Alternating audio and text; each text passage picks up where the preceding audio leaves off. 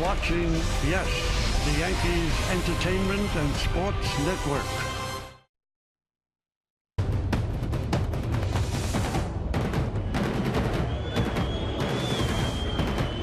And the 1-0. Punched out to first. Bobble!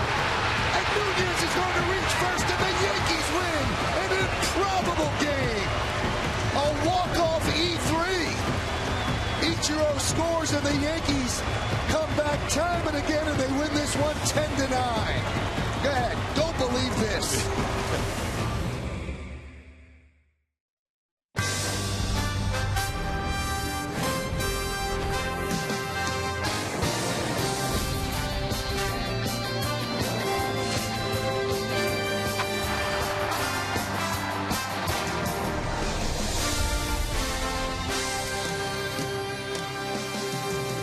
And after a night to digest what happened, the Yankees still lead the Orioles by 1 in the American League East, and it is going to go down, it seems like, till the last couple of games of the season. It's time for baseball as Hyundai presents the Sunday game of the week. It's the Oakland Athletics against the New York Yankees in the final game of a 3-game set from Yankee Stadium in the Bronx, New York. Hello, everybody, and welcome to Yankees baseball. Along with Paul O'Neill and Ken Singleton, I'm Michael Kay. How about that game? It took 5 hours and 43 minutes, twists and turns, and the Yankees ended up winning 10-9. Now, we were told, okay, guys, recap the game. So I'm going to step back because I have no chance, and I'm going to enlist these two guys. Kenny, you started off. Well, it was right out of the Indiana Jones School of Baseball yesterday. In the ninth inning, the Yankees had a chance to win the game. Friday's hero at the plate, Russell Martin, but he pops up. And that ends the threat. The Yankees couldn't put it away. In the 11th, it was the A's with a chance. Line drive to Steve Pearce with the bases loaded. The Yankees get out of major trouble because of this tremendous play. Then we move on as the Yankees think they have a chance to win it here in the 12th inning. Russell Martin up, but he hits a ground ball to second. Watch the collision at home plate. That's Raul Ibanez and Derek Norris. Ibanez is out, and the Yankees lose a chance to win. Derek Jeter comes up a little later on with the bases loaded, same inning, but he's going to hit a fly ball to right, and that's going to end the threat for the Yankees. And now we're going to move on to the 13th ball. Well, this should have been it. Freddie Garcia gave him a couple innings, and then he got tired. And if you're in left field, heads up, because they're coming your way. Cepeda, he hits his second of the inning, and they're not finished yet. Chris Carter hits another bomb. 4-run. It was all laughs in the Oakland A's dugout at this point. When you're the home team, you get to finish it up. And in the bottom of the 13th, Raul Ibanez, after they clawed their way back in, bam, a 2-run homer, ties it up. Now it smiles in the Yankees dugout, back and forth all day. Robbie Cano scores. Ibanez scores. We go to the 14th there, and on a weird cue shot, we get a booted ball and a game-winning run by Ichiro. A lot of laughs, a lot of smiles, and just basically a crazy day.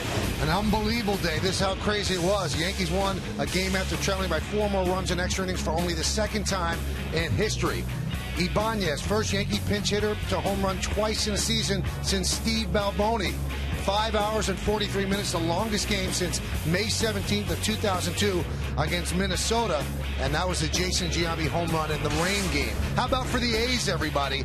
First loss in franchise history after leading by 4 more runs in extra innings. 3 home runs in the 13th inning. That's the first time with 3 or more home runs in an extra inning in the history of the A's. 5 hours 43, there's that number again. That's the longest time of game in franchise history.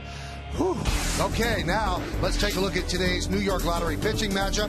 A.J. Griffin will go for the A's 6-1, 2.45, and Hiroki Kuroda will try to complete the sweep for the Yankees, 14-10, with a 3.26 ERA.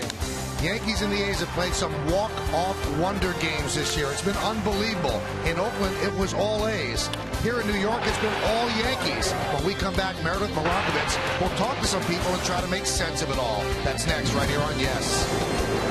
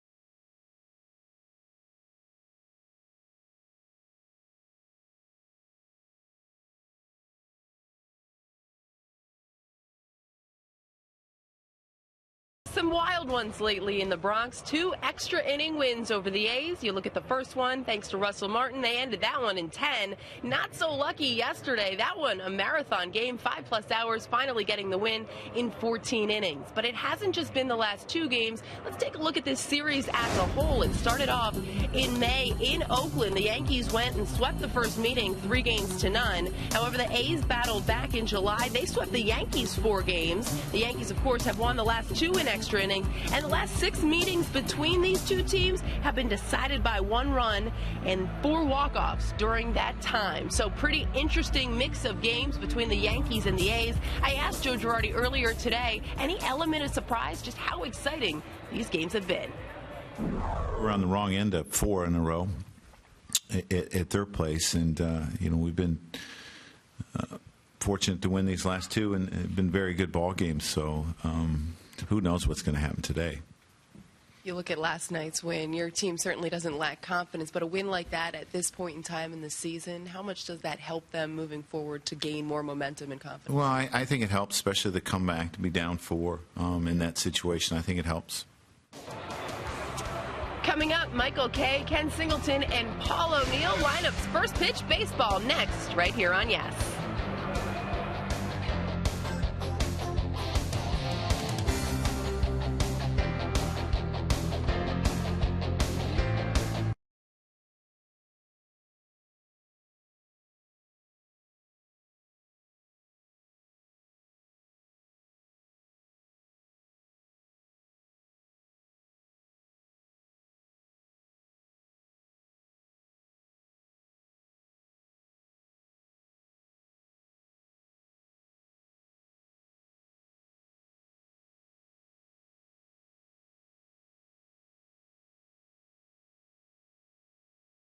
Presented by Bank of America. Stephen Drew, the shortstop, leads off. Batting second and playing left field, Seth Smith. Yoenis Cespedes, the center fielder, will bat third. Cleaning up the first baseman, Brandon Moss. Johnny Gomes, the DH, bat fifth. Batting sixth, playing right field, Josh Reddick. Josh Donaldson, the third baseman, will bat seventh. Batting eighth and catching, George Kataris. And Cliff Pennington is the second baseman, and he will bat ninth. Here's Hiroki Kuroda, 1-1 in his career against the A's. The 1 win came this year earlier in the season out in Oakland on May 27th. These are his numbers on the season: 14-10, 2.42 batting average against. Here's our pitcher scouting report on Hiroki Kuroda. And glory days. This is for my partner, Michael Kay. The fact that he went to the concert last night. 1.48 ERA in day games. That's one of the best in baseball. 10 wins of his 14 are at home, and only 2 walks per 9 innings. All right, let's do it here in the Bronx. The first pitch is a strike, and we are underway. So how was the concert? It was excellent. All right. It was excellent. Ended at 2 o'clock. So there'll be a lot of Singleton and O'Neill talking today. There was a lot of that yesterday. It was a long day. Yeah, it was a long day. You put in for overtime, Paul? Are we allowed to do that? Huh? Extra innings? We didn't put on all the graphics in the open. That was Paul's longest game, too, as a broadcaster.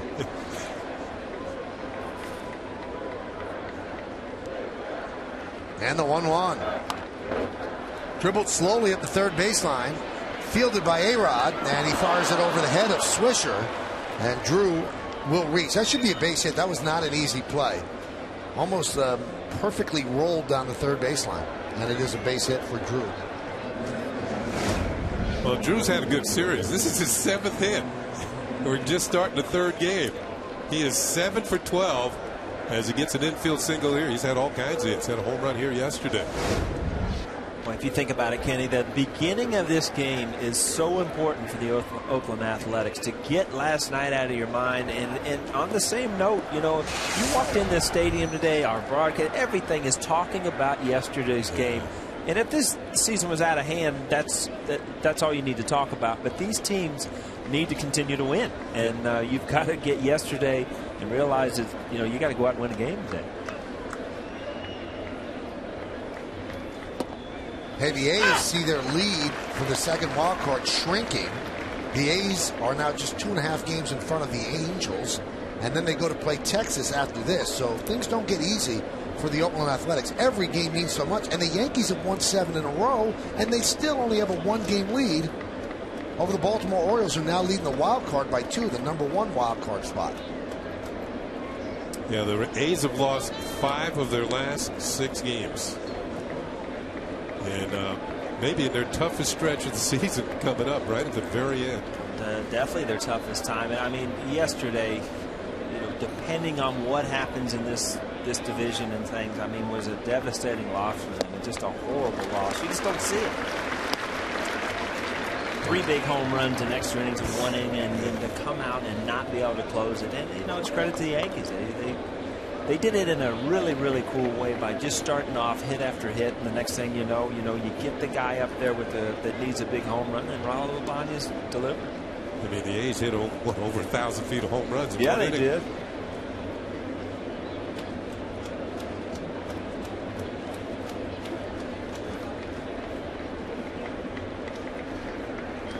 Kuroda usually does struggle to find what's working in the first inning.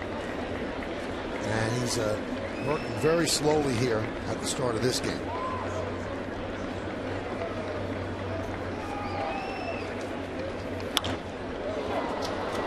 Fly ball, shallow center. Granderson took a while to see it. Makes the play. Why don't we check out the Yankee defense, brought to you by your Mercedes-Benz Tri-State dealer. In the outfield, Ichiro, Granderson, and Ibanez. That's left to right. In the infield, it's A-Rod Nunez. Derek Jeter's the DH today. Cano at second. Swisher's going to be at first. Russell Martin back behind the plate. And then Kuroda. What do we got there, Paul? A little star, man. That man's hot. Ichiro, he's a star right now. You saw that fly ball to Granderson in center field. And when you're an outfielder, in that first fly ball, you want it to be a nice, easy one. Just get your bearings, how the wind's blowing. We saw all kinds of trouble out yesterday with the shadows and things like that. The game went long into that, but it doesn't get any easier today. Completely clear sky, big glare. Looks like you're calling for a fair catch on that first one. A lot of that going on today too. Yeah. Cespedes takes low.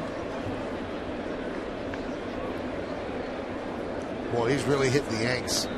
In 6 games so far, 375, 3 homers and 5 ribbies. And that home run that he had in the 13th yesterday, what a shot.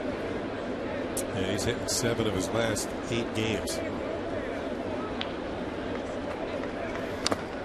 You see his numbers and you see his long home run yesterday, and I mean, just watch his bat go through the zone. It's just quick. But I tell you one thing, just in these 3 games, Kenny, I've really noticed how well-rounded the player is. He's a good outfielder. He's got a great arm, good instincts out there. He runs much better than you think he would. So, I mean, he's a total package. He's just not a home run hitter. Well, he hit his 20th yesterday, and for the first time since 2007, the A's have 2 players with 20 or more home runs. Reddick has 29. And the last time that happened was Jack Cust and Nick Swisher, playing for the A's in 2007.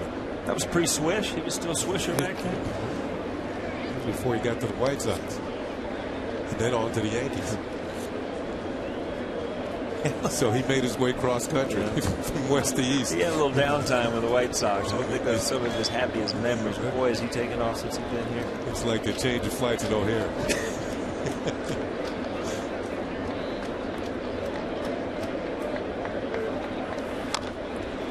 Michael, you were serious about what you said. You haven't said anything in 10 minutes.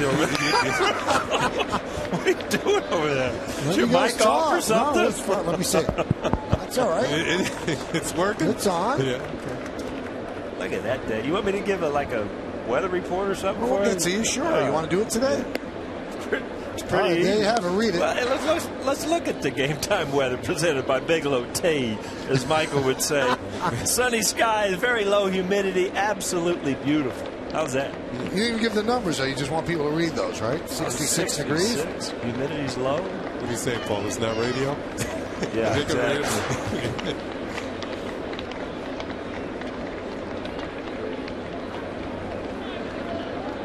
It is a great day.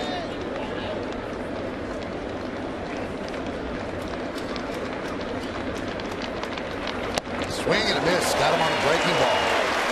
What I noticed the first time I saw Kuroda pitch early in the year, he was struggling a little bit, and he relied a lot on his fastball and his split finger. He has found the slider now, and it must be a late breaking slider because guys just don't identify it, and you see a lot of swings and misses.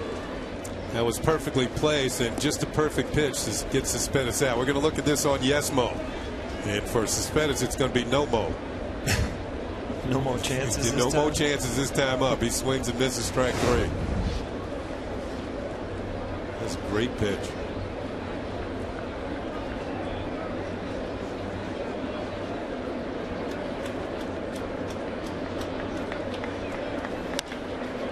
Driven down the left field line, and that ball is going to be fair and up against the wall. Played quickly by Ichiro. Moving to third is Drew, and Moss has himself a double. Tell you what, Moss has had himself a series.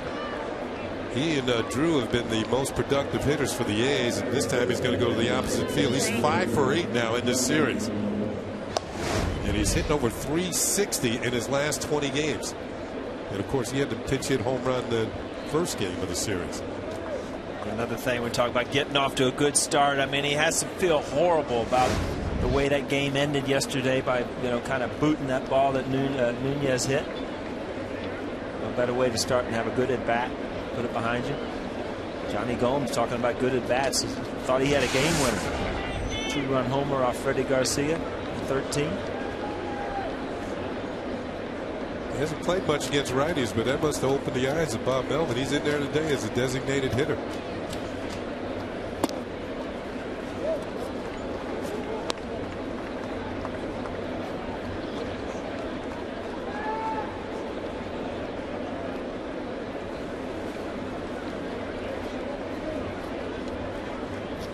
Second and third, 2 outs just underway here at the stadium.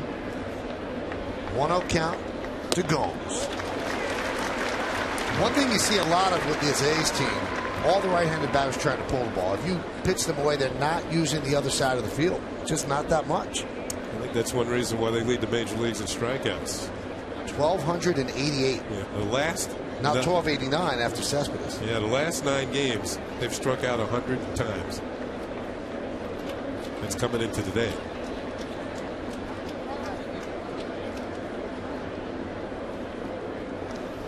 Now, I don't like their chance of not getting the all-time record. The all-time record is set by Tampa Bay, 1,324 in 2007. So, let's see. They're 11, they're 35 away from tying. Did you carry the one over there? Yes, I did. They could do that. They can do that by the end of the Texas series.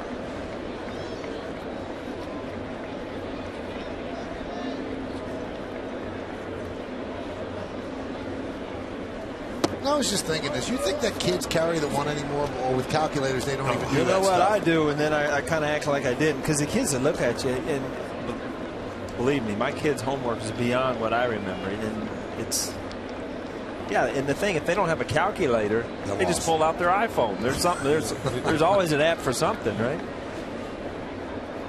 The 3-1, and Gomes walks, and that's going to load the bases. So a rocky first inning. Still no damage against Kuroda, but a rocky first inning. Well, you talk about a guy that would like to come up with a big hit. Reddick has had some kind of series here on the negative side. If you're an Oakland fan, he's had big opportunities, as he does right here with bases loaded.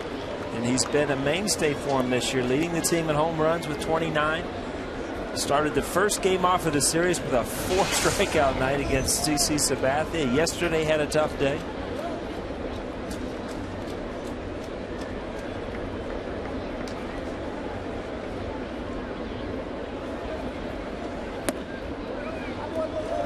Reddick yesterday, 0 for 7.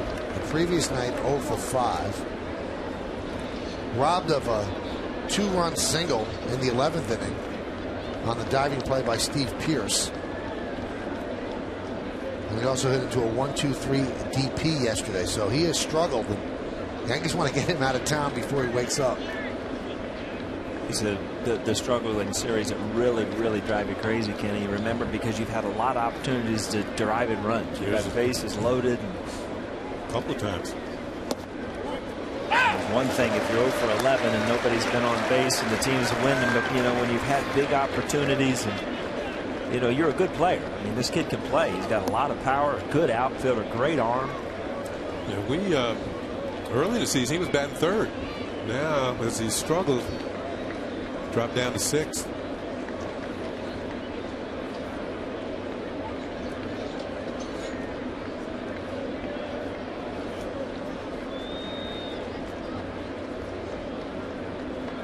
The 1-1. And that one gets away from Martin. Stephen Drew will score. The other two runners move up, and the A's have a 1-0 lead. Now, we talked about Corona, and he's got a great splitter. Slider's very good. But every once in a while, one's going to get away. This is his 11th wild pitch of the season, which looks like a splitter in the dirt. Breaks off of Russell Martin. That's going to give the A's the first run of the ball game. 11 wild pitches on the season. That's the danger of that splitter for a runner on third base. It was a good one. Had a lot of movement on it, but too much.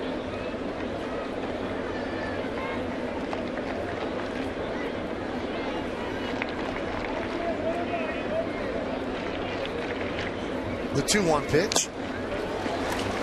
Trying to make it 4-0 there, 2-2. Oh, that was a kind of a hanging slider right there, Kenny. That one that just kind of straightens out and ends up at 90 or 85 right down the middle of the plate. You just cannot miss that as a hitter, because sooner or later he's going to make his good pitch. Either a slider down and in or that split finger down away. Yeah, when you're going good, that ball's hit hard. Yep.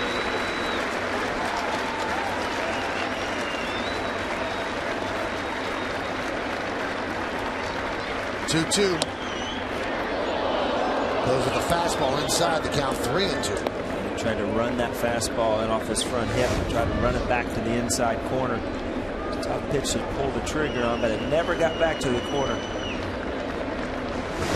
Think he tries it again? Nope, I think it goes off speed.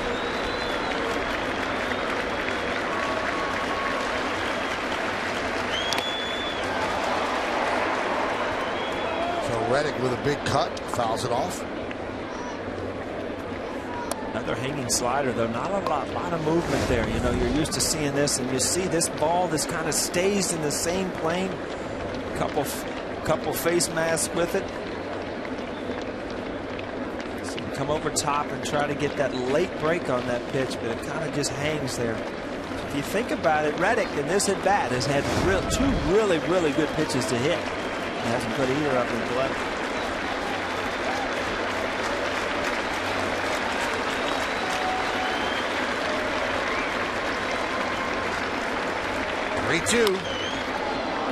Driven out to left center, but Ichiro is there, and he'll make the play. All things considered, Corona escapes relatively unscathed. The Athletics score 1, and the Yankees coming to bat.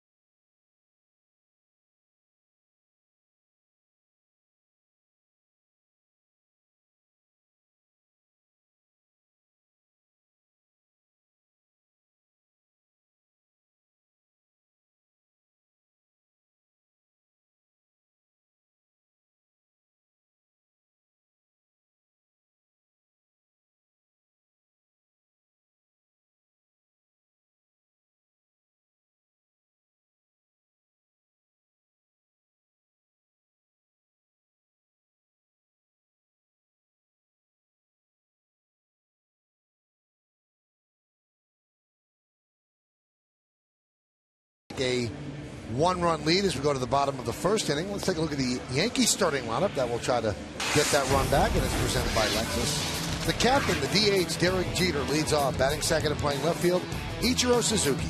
Alex Rodriguez at third base will hit third. Cleaning up, second baseman Robinson Cano. Nick Swisher at first base will bat fifth. The number 6 hitter is the center fielder Curtis Granderson. Russell Martin will catch. He'll bat 7th. Batting 8th, playing right field, Raul Ibanez. Big day yesterday. 2 home runs and a double. Eduardo Nunez, the shortstop, will bat 9th. There is A.J. Griffin, 24 years old. Beat the Yankees on July 19th in Oakland. That's his only decision, 1-0. Just 12 starts in the big leagues for this rookie and a good earned run average. 216 batting average against our pitcher scouting report. Maybe we'll get to it. We'll wait till after the first pitch. There's a strike. And here it is. 6-pack. First pitcher in Oakland A's history to win his first 6 decisions. Got great control. He's only walked 12 and no more than 2 in any game. And he is not allowed a stolen base this year. So he's got a pretty good move for a right-handed pitcher. He was impressive out in Oakland. Went 6 innings, gave up 2 runs and 7 hits. And like all the other young pitchers on the Oakland A's, that's a pretty good changeup. You know, you got to look in and you're kind of hesitant to be real confident today. He's coming off his worst start. He got off to a 6-0 start, went into Detroit, kind of got beat up for the first time. And if you're Bob Melvin, you kind of hold your breath and just hope as a rookie or a young kid that, you know, you can bounce back and put that one behind you. And he ends up walking Jeter to start the first. Well, he just got through saying he's never walked more than 2 in any game. He's halfway home. Bob Melvin has put this defense together, and it's brought to you by your Mercedes-Benz Tri-State dealers. Smith, Cespedes, and Reddick. Left to right in the outfield, you've got Donaldson, Drew, Pennington, and Moss third to first. Kataris behind the plate, and A.J. Griffin is on the mound.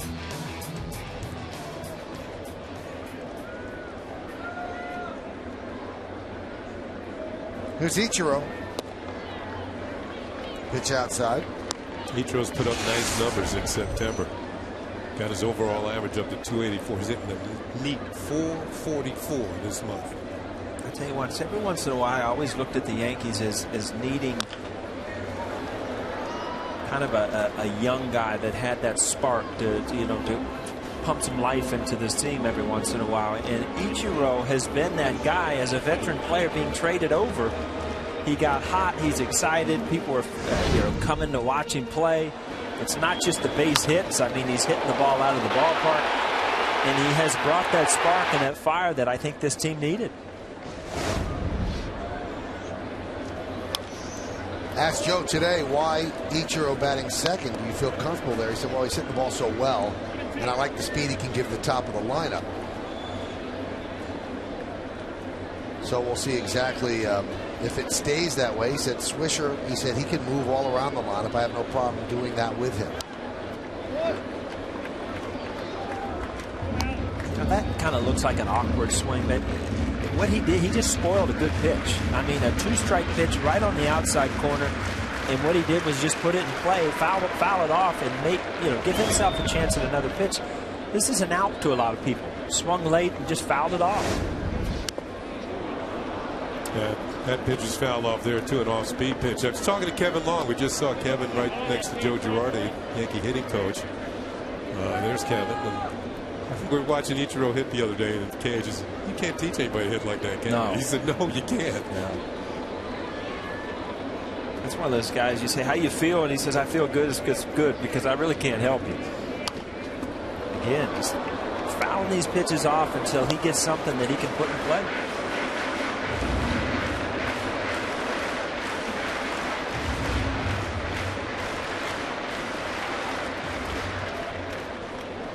Griffin showed about everything to him, man. About right now. Popped up. Donaldson for the first out. Well, you saw Griffin right there in that one at bat show what type of pitcher he is. I mean, he's got a 68-mile-an-hour curveball, which he throws with one finger. That's how he takes so much speed off of it. He used all parts of the zone. He used a fastball, used some off-speed stuff. That's the type of pitcher he is. You really can't sit on him on any one pitch as a hitter. He doesn't throw much above 90. Nope. He's not a blazer out there, but he's got a good feel for pitching. He's a young pitcher, just 24 years old. Now here's Alex. Lost amidst the craziness of the way the game ended. He actually got what was essentially the game-winning hit. Single to center field. That would have won the game in the 14th. But Melky Mesa missed third base with the winning run and then headed back to third. So Alex went from the potential hero to just moving the line along. Here's that base hit. Now for Tyson Ross, here's Mesa, who was in there as a pinch runner. You can see he clearly missed third base, but he did do the right thing. He went back. Alex is, hey, what happened? Yankees scored later on that inning and won. We talked about his game yesterday, Mike, going out, and he had solid at bats. He had good at bats yesterday throughout the whole game. And, you know, Joe Girardi said what a time to get on a roll for a couple of his pitchers, and Alex Rodriguez is in that same boat. I mean, if he can get hot, just give himself a chance every day with good at bats, I mean, he could really help this offense. Yeah, we know what A-Rod has done in the past, but he's one run batted in from tying Stan Musial for 5th place on the all-time RBI list. Stan the man. 1,950 runs batted in. Alex does not like that call as he is down looking. Talks to Mike Estabrook. Said you got that right? Yeah. I love that too. When you kept asking that part, is that a strike? Yes. Is that a strike? And you know in the back of your head it's not a strike. This ball's down. There's nothing you can do with that pitch. It's too low. And you'd be much better if you ask the umpire and then the umpire say, hey, I missed it. You'd walk away. But when they sit there and look at you in the face, right in the eye, and say, I got it right, that ball's right there, it drives you crazy. Well, wait a second. They punch you out and they say, by the way, yeah, I blew it, Paul. You just walk away. There's really nothing else you can say other than you better do a better time next time. But you can't sit there and look at a guy in the face and know that he threw a ball and him tell you that it was a strike. I've had umpires say to me, you didn't like that one, did you? It's almost as if they admitted that it was wrong. Yeah. And I would, this is during the at-bat, not called strike 3. But during, he said, you didn't like that one. I turned around and said, no. And he said, okay. Durwood Merrill was my favorite. He'd sit back there and he'd call a pitch 5 inches off the plate, and I'd look at him and he'd say, that was a Hall of Fame pitch, Paulie. And I say, Durwood, that guy is not in the Hall of Fame, and neither am I, so quit calling it. Strike, 2-1.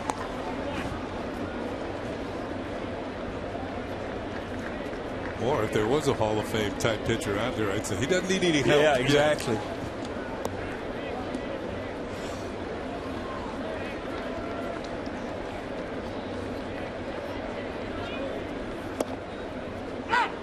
Count 2-2. Cano does not like those last 2 strike calls. Yeah, Robbie's, I mean, he had a couple decent at-bats yesterday, really good at-bat off Figueroa, but this ball's running off the plate. And, you know, he's a bat or two away from really starting to turn things around. When you see him lining that ball to left yesterday off Figueroa. That pitch was outside, though. He was right. He's moving away, too. If you're a pitcher, you try and take advantage of it. Just keep sticking it out there. He's going to call it.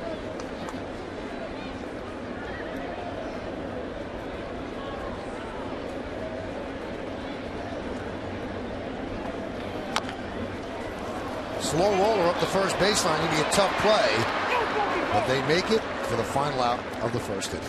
No runs, no hits, no errors, and 1 man left on base. We've played 1 at the stadium. A's lead the Yankees 1-0, and Donaldson will lead off.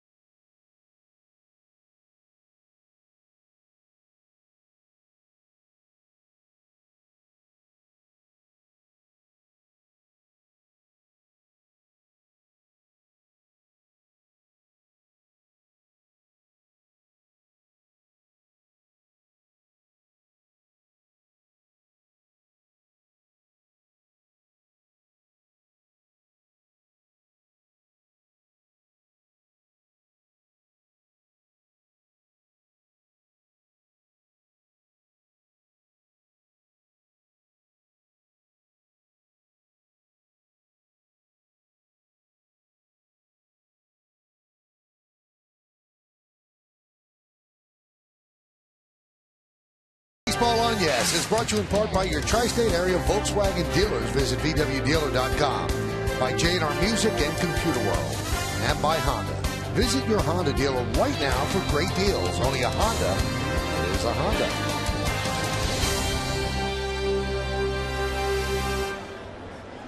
Not a cloud in the sky over Yankee Stadium.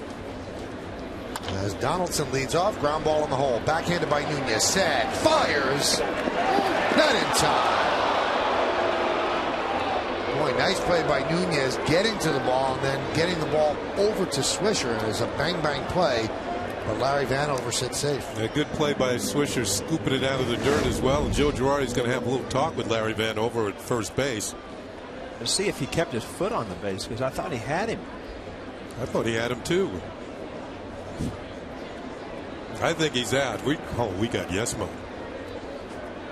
We got a bad call by the umpire. Oh man! I mean, I thought he had to pull his foot, because even by the naked eye, I thought he's out. That wasn't that close. Now the crowd just saw the replay in all the luxury boxes and around the ballpark, and they were booing when they saw that play. He was clearly out. That's it. Now the home plate umpire is saying, "All right, that's it." This is what I love, when they make a mistake and then they call it. They make the rules too. Wasn't even his call. We might go somewhere here today, Michael. We got some things going on. We got a few issues going on so far.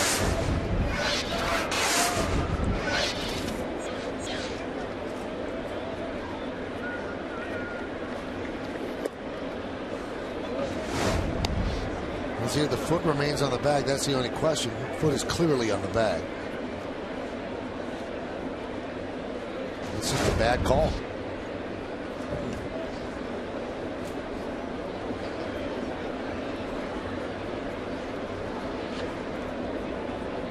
And we had the commissioner of baseball, Bud Selig, on center stage that we taped last week. He's going to be on next week, I believe, on Thursday. And I asked him about expanded replay. He said, we don't want to slow down the pace of the game. I said, but why do you want to get calls wrong that you could get right? He said, the pace of the game is really important to us, and we think that it would slow it down. Now they're adding some replay with trap balls and line drives down the line. But, I mean, how long did it take us to look at that replay? How long did it take Joe Girardi to get out there and argue? Right. Yeah. And some managers will be out there longer. Here we go. Now, why does that bother Estabrook that they're shouting from the... Nobody from the ballpark knows what's going on. This is what used to drive you crazy from a player. I mean, it wasn't even his call. He has nothing to do with it. I mean, Joe might not even be talking to him. I think it might be about balls and strikes to some of his hitters. I mean, A-Rod had... so that kind of set the tone. And this play just heaped upon it.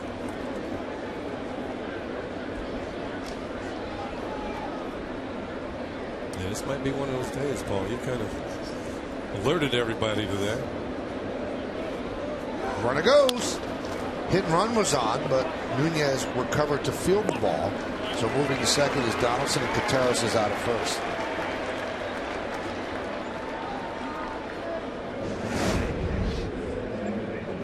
Runners on the move. Bob Melvin trying to stay out of the double play with Contreras, who almost snuck it through the hole. Yeah, he did a good job of it. You know, he saw who was covering. Nunez was coming over to cover. He just did not wait enough. You hit that ball in the hole to shortstop, you've got a cheap hit.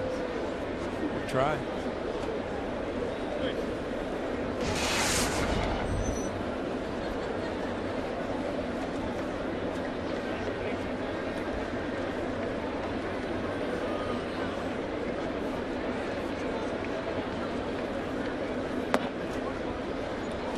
Count 1-0 to Pennington.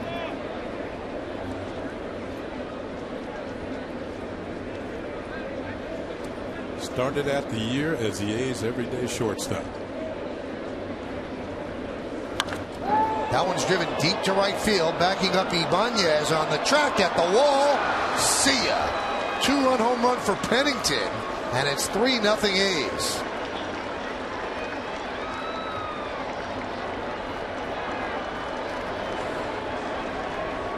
You know, Kuroda, when he's really good, he has a really good slider, and he pitches well with it. And today he has hung a lot of sliders. If you'll watch this replay, Another slider with very little break on it. The ball just kind of hangs out over there.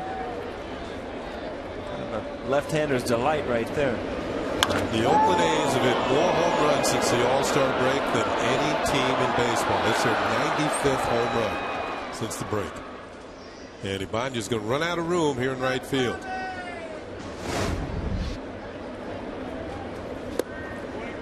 Drew swings and misses. See Kuroda maybe going to an option, and that's to use that split finger. You see the different movement on that because he's not getting the movement in on lefties with that slider.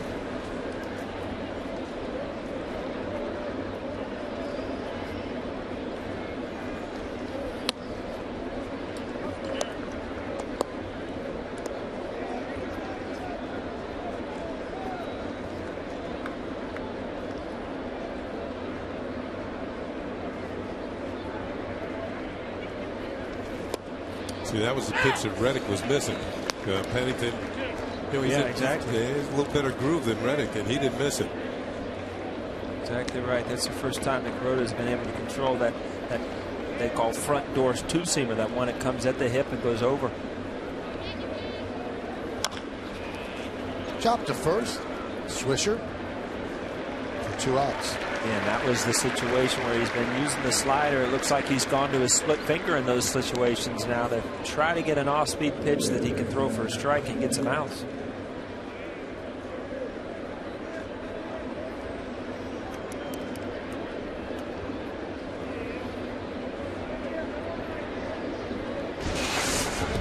Here's Smith.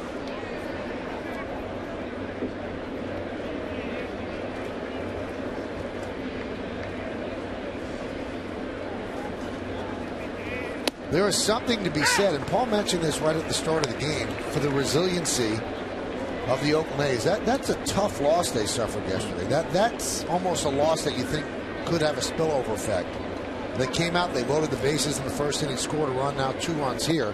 Doesn't mean the game's over. The Yankees showed that yesterday. You know, 4-run lead in the 13th inning was enough to hold them back, but the A's did not show a defeatist attitude coming into today. Another thing Paul mentioned, their young team, they got 14 rookies on the team. They've used 18 rookies this year. So sometimes rookies, you don't know what you're going to get. Right, they're still going out there. They're still, you know, it's very easy to turn the page. I mean, again, we've talked to numerous times. They're in a place where nobody expected them to be at this time of the year. And it's fun. It's fun to come to the ballpark, put on the uniform, and know that every single at bat, every single pitch, your season kind of depends on it at this point. And Seth Mick strikes out. But the big blow in this inning, the 2-run home run off the bat of Pennington. We go to the bottom of the second. A's 3, Yankees nothing, and Swisher will lead it off.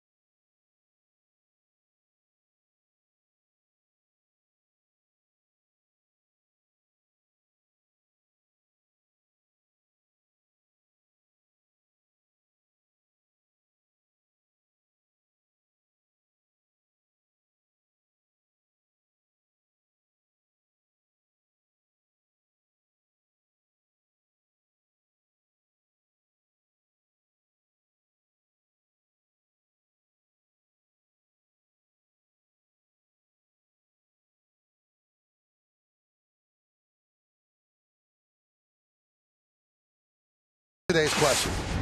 Besides Raul Ibanez's home runs, what was the most key Yankee performance yesterday? Was it Epley getting out of the eighth, Garcia's 3 scoreless innings pitched, Ichiro's 3 hits and 3 runs, or Steve Pearce's 2 great catches? You can text your vote to 42951. Standard text messaging rates apply. Now that Freddie Garcia, that was kind of an encore story. That kind of changed the unhappy ending at the end. Yeah, that story didn't have a good ending. But, you know, to me, Freddie Garcia now is the type of pitcher who can go through an order one time. And he proved it yesterday with the 3 scoreless, but then you pushed him a little too far, and some of the hitters saw him again, and they were ready. Well, they were ready.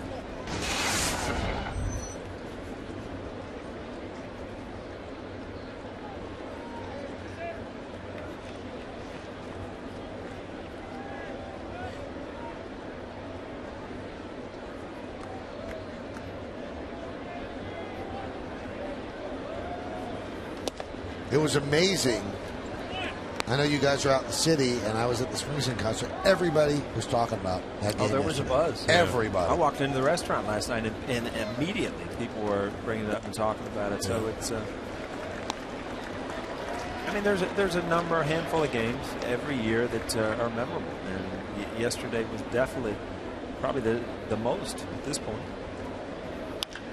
The one thing that was interesting about the game, though, well, one of the things that people see a game of that length and the dramatic ending and they go, wow, what a great game. It really wasn't a great game. It wasn't well played. The A's booted 3 balls. The Yankees left a lot of people on base. It was exciting. You could look at it as epic, but I don't think it was any great baseball game. Yeah, a lot of twists and turns, more than the Bronx River Parkway. Driven down the left field line, and that ball is a foul ball. Yeah, if you look at some of the really, really good things that happened, I mean, look at Ibanez's day. Hitting the catcher, that's a hard play. That double that he turned into a double out of the box, tremendous. 2 home runs. Coming off the bench, too, it didn't even start. And then, you know, you go to some of the quirky plays, a couple ground balls. The game ended on a boot, missed third base. I mean, things like that just don't happen every day. Did you ever miss a base? I can't remember on a play like that ever just getting your feet messed up where you miss the third base when there's not going to be a play. I've run thinking there was 2 outs, there was only 1. I've done that. Yeah. You know what? I think once in a while, if you hit a home run and you're kind of watching to see if it goes out, you kind of miss first, but you know you're close enough just to step on it anyway, and if it hits the seats, it doesn't matter.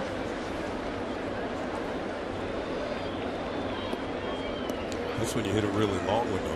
You know, it doesn't really come down. I always had to watch them to make sure they went out.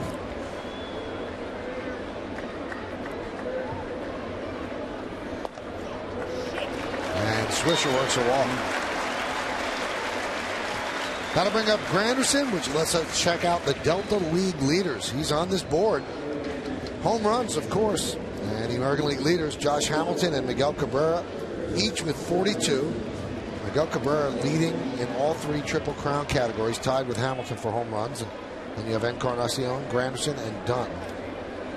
You know, somebody asked yesterday, I saw it on Twitter, would Cabrera win the Triple Crown if he ended up tied in any one of the 3 categories? And he would win. Yep. When Carl Yastrzemski won in 1967, he was tied in home runs with Harmon Killebrew at 44, and he won outright in the RBIs and batting average. Didn't he hit like 301 that year or something? No, that wasn't that year, but he did win one year when he hit 301. Okay. Well, in that year, what did he just beat out Alex Johnson, I think? I think so, the Angels. It's going back a ways. Well, you talk about Triple Crown. I mean, there's been such a debate kind of who's the MVP. And Cabrera's the MVP. I mean, nobody can put up offensive numbers like he has this year. Well, let me stop you there for a minute, because everybody's saying Cabrera and Trout are the MVP. What if they both don't make the playoffs? And does Jeter get more consideration if the Yankees make the playoffs? I don't. It's not supposed to be that way, is it? I mean, it's supposed to be most valuable. I know players in last place teams have won, but it's according to how the writers that are voting that year are going to interpret that. That one is driven deep to center field. Cespedes has room, and he'll put it away. See, I can't see a guy winning the MVP on a last place team. I just don't see that. You were the most valuable of what? The last place team. Yeah, they would have finished last without you. But it happened with Andre Dawson, and it happened with Ripken. Yeah, I still don't. You know, I know that they both had very good years. But there's had to be somebody who was most valuable on one of these teams that finished up in the standings.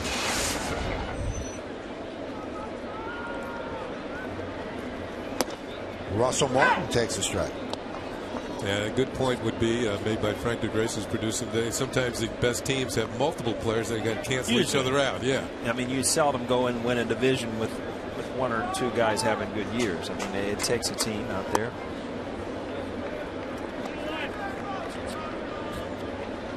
I've always thought that award should definitely be better explained. Is it the best player who had the best year, or is it the guy who's most valuable? And as Kenny said, how could you be valuable when your team finished last? Because even if you weren't on the team, you would still finish last. But as long as they stick to most valuable player, I think you've got to add value to what they did. All right, the numbers on your stretch sheet. 326 the year he won the Triple Crown. The next year, he had 301 and won the batting title. So he won the batting title 2 years in a row. And the year after that, they changed the rules for pitchers. They lowered the bounds. Yeah. Well, Swisher's walk, I guess your scouting report, Griffin's out of walks, right? He's never walked more than two. Yeah, he's out of walks. He's walked two guys. He's never walked more than two in a game. And he's got a 3-1 count on Russell Martin. Kurt Young might go out and talk to him if he walks Martin. Do you realize what you just did? You've never done this before. You okay?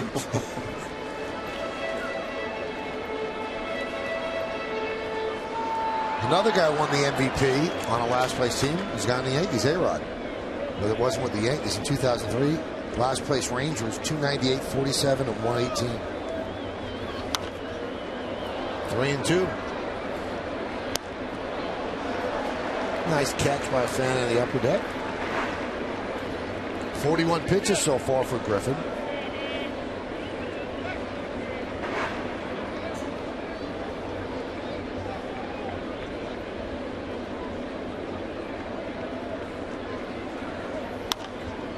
Foul ball.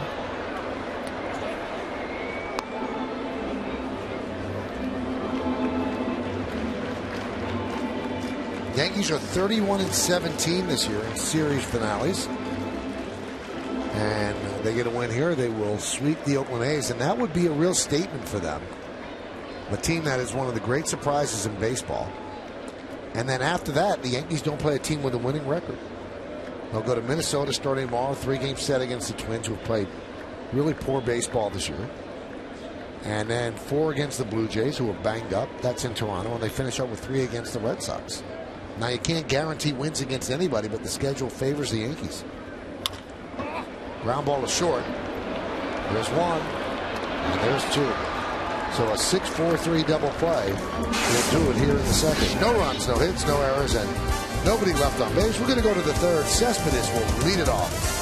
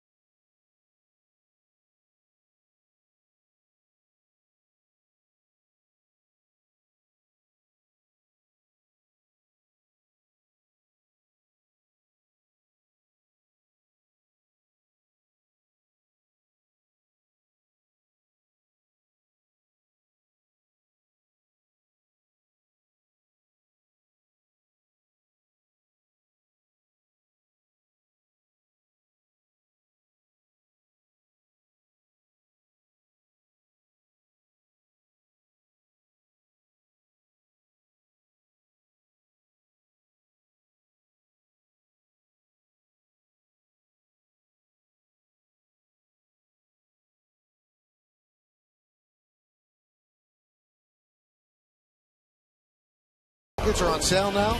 That's right, reserve your seats for the 2013 season and get the opportunity to purchase the same seats for all potential 2012 Yankees postseason home games. Also, get the ability to take advantage of flexible payment plans.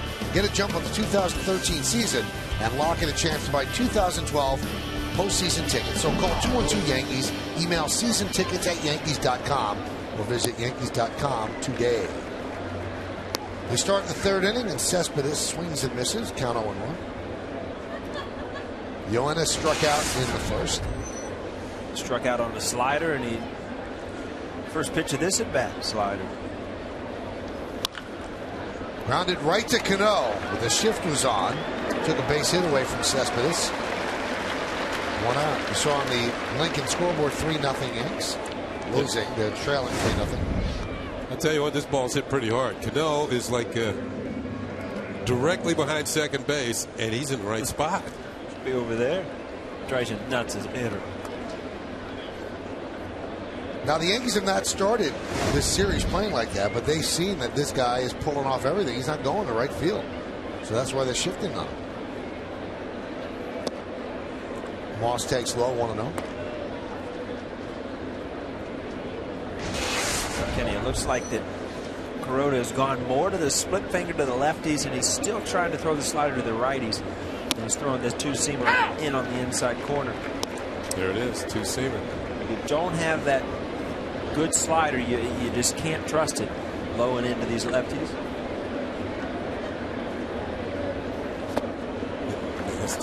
There's a split finger, and you see the split finger, you get the movement this way. And I'll draw a mustache because that's the movement of the slider. You see this breaks away from the lefty. Both off-speed pitches. Kuroda right now doesn't have good command and good movement with that slider.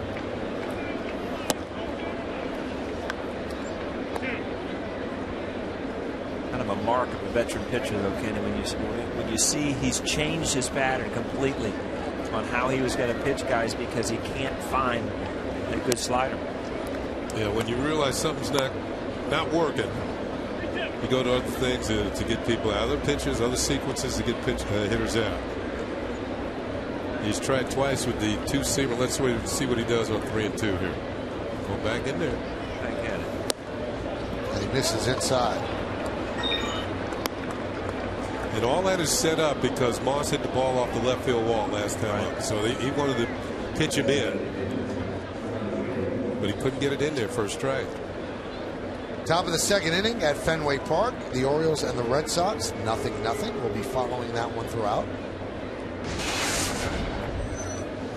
You know, that was so, what you were talking about was so evident when you would turn on a guy early in the game and get to his best fastball in off the plate. It was like, all right, I know he can get to it now. You could almost guarantee you could look away all game.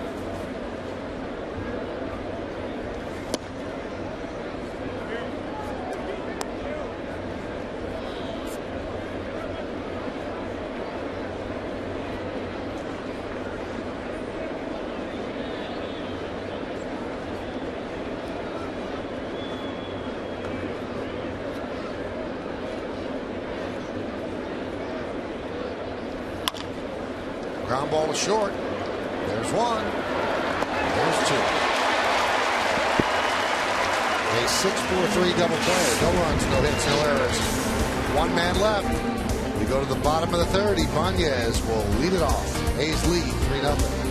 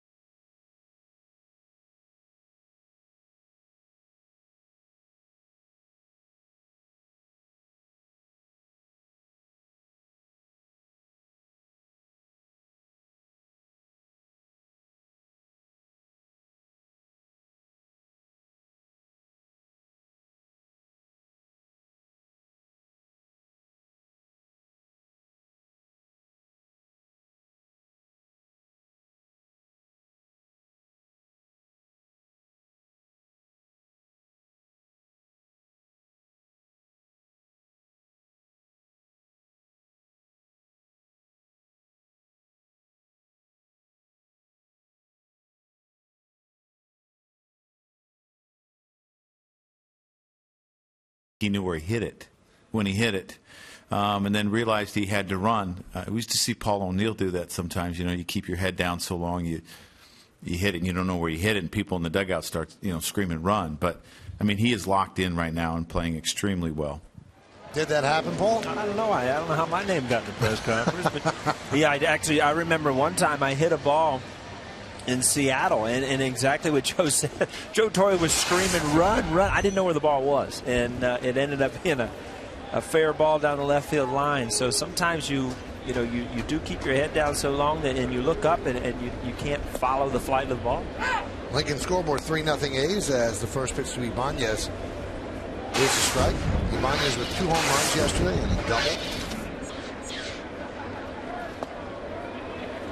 Second major leaguer in the last 11 seasons to collect 3 extra base hits in a game that he did not start. And the other one, ironically enough, was a Yankee, Cody Ransom, who did it in September 26, 2008. And the Yankees won the game 19-8 at Fenway. Ibanez strikes out. Griffin did a good job moving the ball around in that at bat, low and away, got him swinging, and threw the fastball upstairs, and needed to be up on a ladder to get that one. That's second strikeout for Griffin.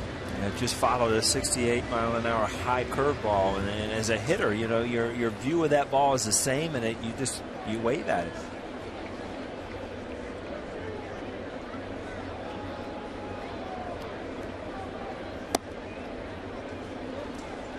One 1-0 to Nunez.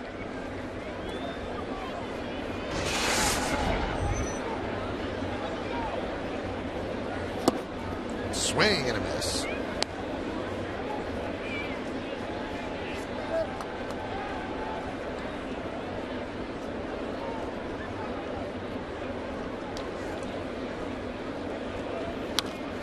Fouled away. Count 1-2. Might be wondering how the A's got Griffin. Well, actually, he was a draft pick, 13th round in 2010, University of San Diego.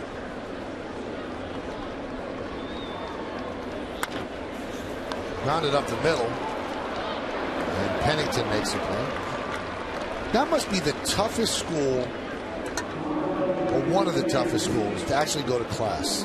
Yeah. The University of San Diego. Pepperdine. Pepperdine must be tough, yeah. Oh, I've seen Pepperdine's campus.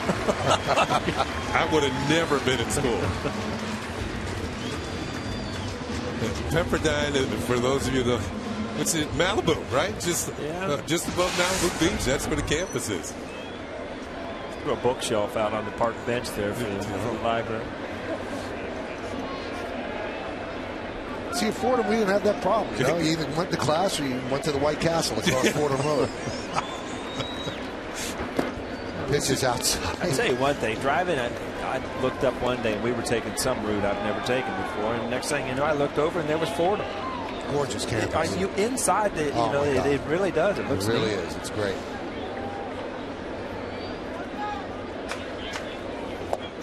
Just imagine you're strutting around the sidewalks inside the gates, huh? I was not a strutter. No? No. Chest out high? Stomach out high. It's better than low. 2-0. Jeter's sitting on a 16-game hitting streak. Longest hitting streak in Yankee history for a player his age or older. Last major leaguer with a hitting streak that long at that age. Raul Ibanez at 18 straight for the 2010 Phillies at the age of 38. 2-2. Jeter's not loving the strike zone. Griffin, after the first inning, is really starting to see, he's starting to pound the strike zone. He's starting to get a lot of calls. Again, that a borderline low pitch. I'll tell you, if I'm an umpire and the catcher moves his gloves that much, it's a ball.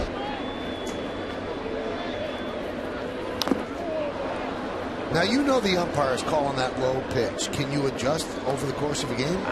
You don't want to start swinging at bad pitches because of the umpire makes you, and you make outs. You shouldn't have to.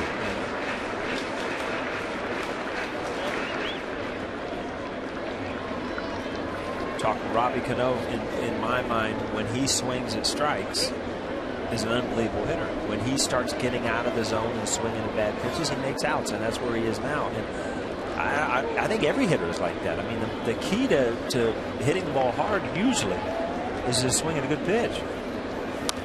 Okay. A little emergency hack there from G. John Hirschbeck always had a very wide strike zone. That wasn't a strike zone. I don't know what you call it, but it wasn't a strike zone. And I once I talked with Wade Boggs. I said, well, you know it's wide, so why don't you just, he said, so you want me to relearn something that I've learned since I was 6 years old in Little League, all of a sudden because of one umpire. And he was right, I guess. That one is looped into right field. It is a 17-game hitting streak for the captain. And the Yankees are off and running. Go yap about today's game on Sports Yapper, free on all iPhones and Androids. Hit number 205 for the season. He's definitely got a chance at his career high, 219. I mean, it's amazing. 205 hits, and again, he's added power this year, and he's had a great year at the plate this year.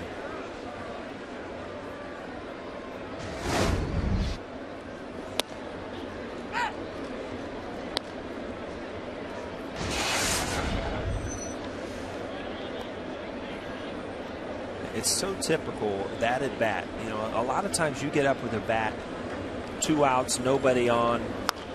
That one is lined to right field. Reddick is there, and he'll make the play. So Ichiro hit it hard. But right at Reddick. No runs a hit, no errors, 1 man left. 3 in the books at the stadium. It's 3-0 A's.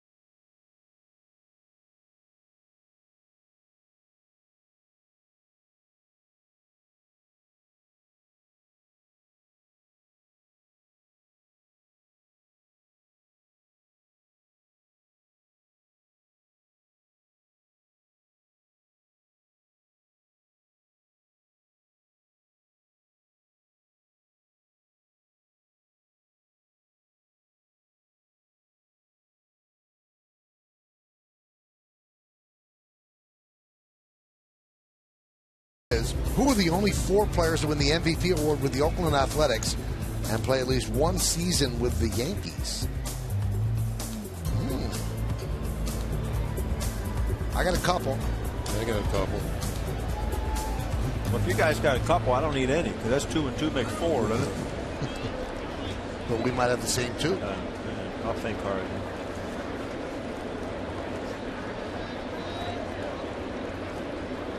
Josh Reddick leads off. 0-1. Benjamin Moore scoreboard. Top of the 4th, 3-0 A's.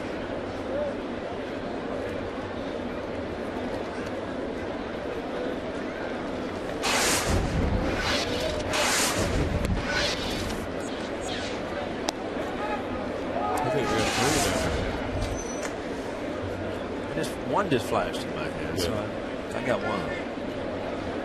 I was just thinking of Reddick. If things don't change for him real quick, he's going to steal the keys and go start that bus out to get out of here, because it just has not been a fun trip for him in New York. You mean beat the team to Texas? Meet them. Be like the pitcher, the next day pitcher.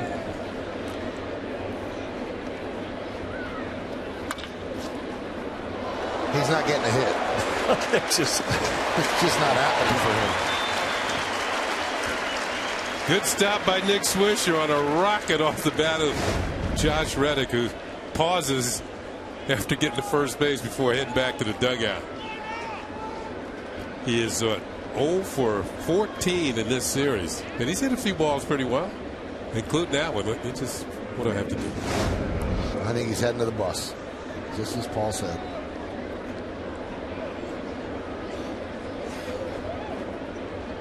Now, can anybody joke around when you're slumping like that, or you just leave somebody alone? I think you pretty much leave it alone. Yeah, it's got to be on that point, joking. But you know what? When I went through times like that, there'd be one guy that would say something. Don Zimmer, he would still come after me and say something. He's in one of those just leave me alone moods. Not even to hang with him. 0-2. He went over the water cooler. That's the kind of mood he's in. Yeah, well, you know what? He treated it a lot better than you did. Probably gave it a thought or two, though, didn't he?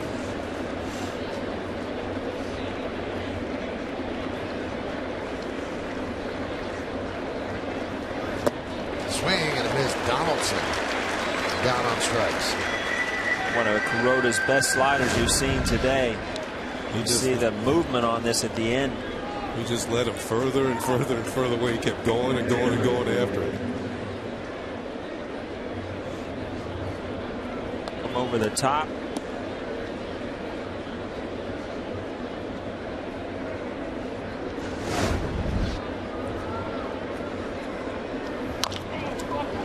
Grounded slowly to Swisher. Fields, flips, and a 1-2-3 inning for Hiroki Kuroda as he makes quick work of the A's and Josh Reddick. A-Rod will lead off the bottom of the inning.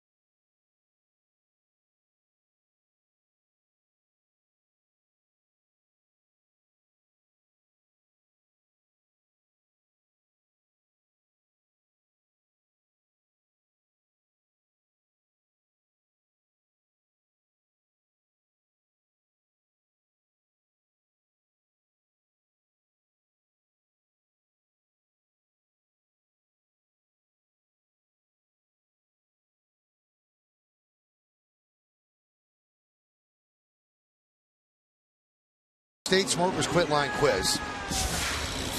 Who are the only 4 players to win the MVP award with the A's and play at least one season with the Yankees? So who are the ones you have in mind? Giambi, he won the MVP. I think Canseco too. Canseco and Reggie and Ricky Henderson, right?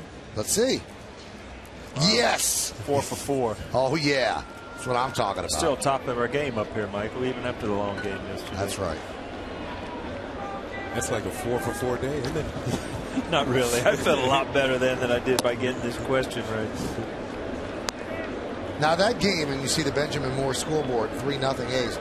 was so long, Kenny. Which one? The Yankee game. Oh, yesterday? Wow. Now, we don't want to say the name of the restaurant, but Paul O'Neill's family was actually ejected out of a restaurant because they were waiting around. Sick of waiting. They got sick of waiting. Might have been Mets fans or something. These guys got up and bolted, right? Yeah. I'm out.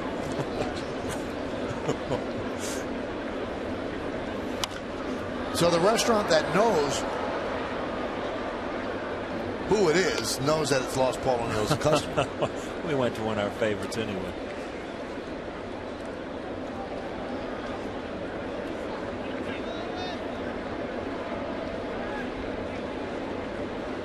A-Rod struck out looking in the first.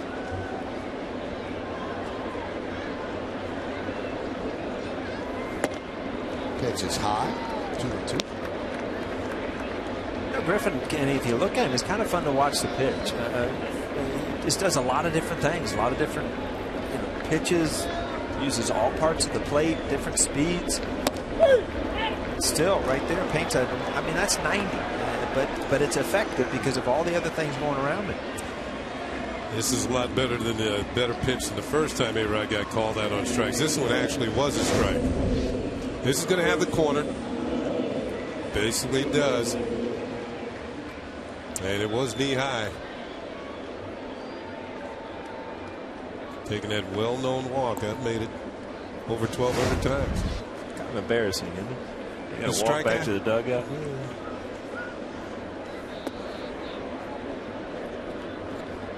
1,200 times. That's a lot of walking. Back to the dugout. Becomes cardio when you've done it that many times. Did you hear Michael tell me he's doing CrossFit today? When he gets into Minnesota, he's going to start CrossFit with me. We'll be texting back and forth. I want to know your times on these CrossFit workouts. We got to get some video.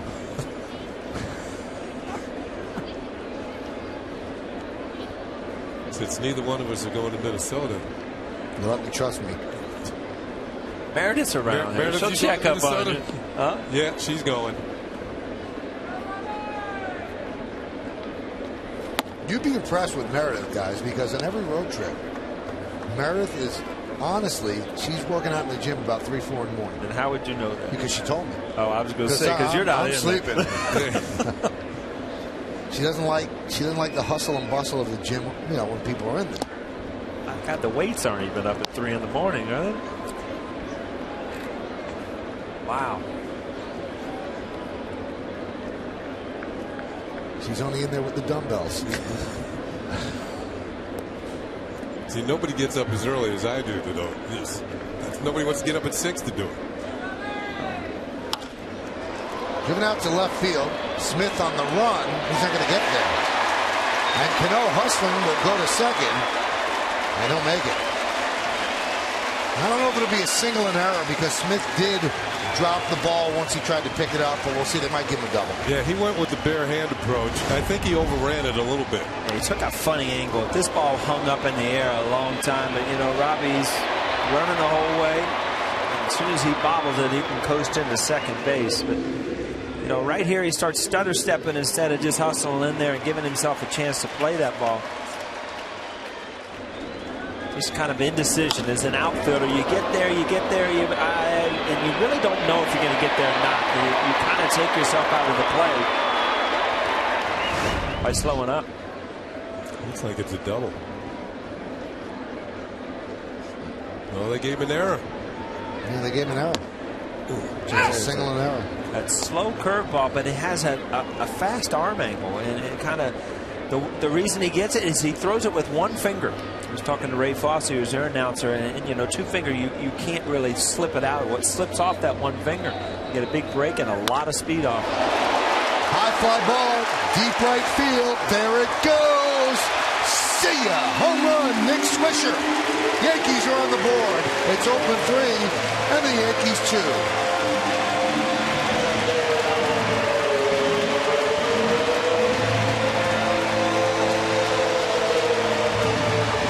Thing you look at Griffin, what he has done is he's backed up that slow curve with a fastball every single time.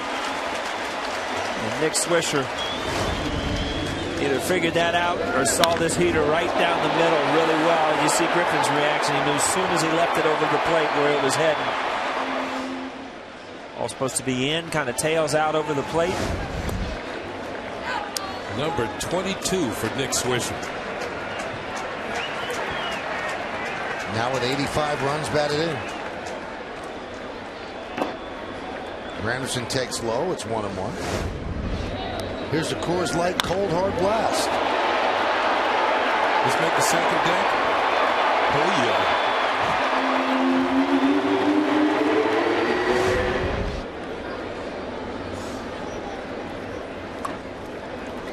Foul ball.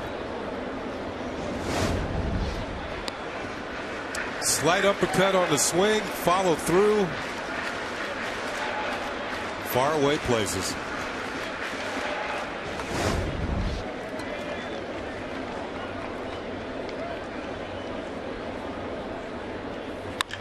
That one's drilled to right field. That ball is going to bounce up against the wall.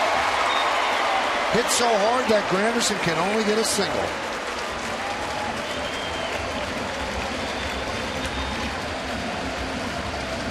But once in a while as a hitter, you hit the ball, but you get top spin on it. That's what happened here. Up pitch, you see an uppercut, it hits the top half of the ball, and you get that top spin like you do on a tennis court. Ball's actually absolutely hammered, but we talked about Reddick's arm. Good play. Yeah, Granderson does, as Michael said, he hit it so hard he held himself to a single. And Reddick has 14 assists out there in right field, and just about everybody knows he's got a great arm. So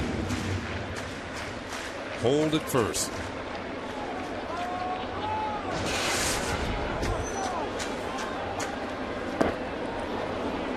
Martin swings and misses.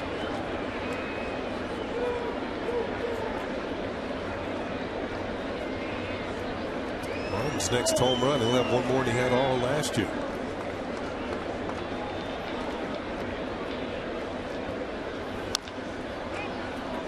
So you switched it up there. He backed that slow curveball up with a changeup. You just can't get in patterns of continually doing the same thing.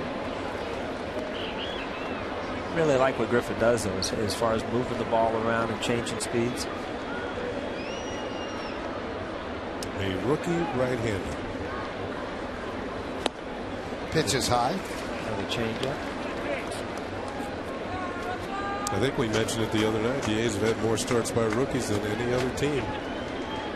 And they need some length out of Griffin. He's thrown 78 pitches already because their bullpen is also zonked from yesterday. They called up a pitcher, didn't they? Jeremy Accardo. He was designated for assignment by the Giants. They picked him up. He's been in their minor leagues. So they called him up out of necessity. After they got the 4 runs in the 13th, they had nobody to really pitch that was reliable. Called in Figueroa, who couldn't throw strikes, and the Yankees were very patient, and they had the scouting report on him, and they kept taking pitches. They used their 2 closers early, and Cook and Balfour. A lot of pitches so far for Griffin. Slow roll to the third base. Base hit. Donaldson bobbled for just a moment. Couldn't get a handle, so Martin picks up an infield single as Granderson, who was running, moves on to second. Yeah, there was a bit of a double dribble there. He had so many things to think about here. Should I let this ball and see if it's going to go foul? Should I throw it? Well, maybe I will throw it. So it's one of those things where you just have too many decisions to make, and right there he's caught without the ball.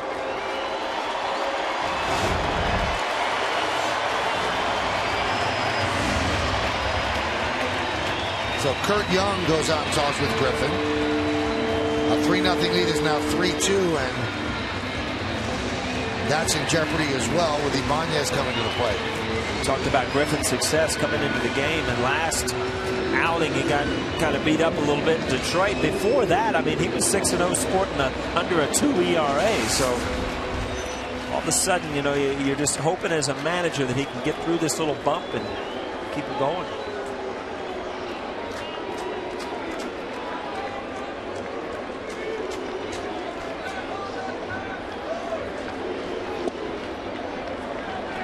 1-0.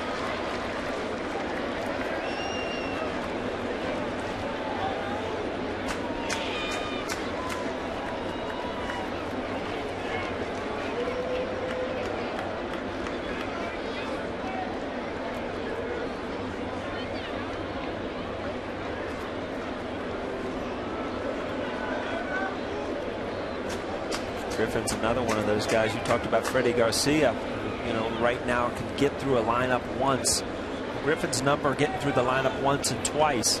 Pretty good. And then all of a sudden it starts to get a little bit better for the hitter. Third time around.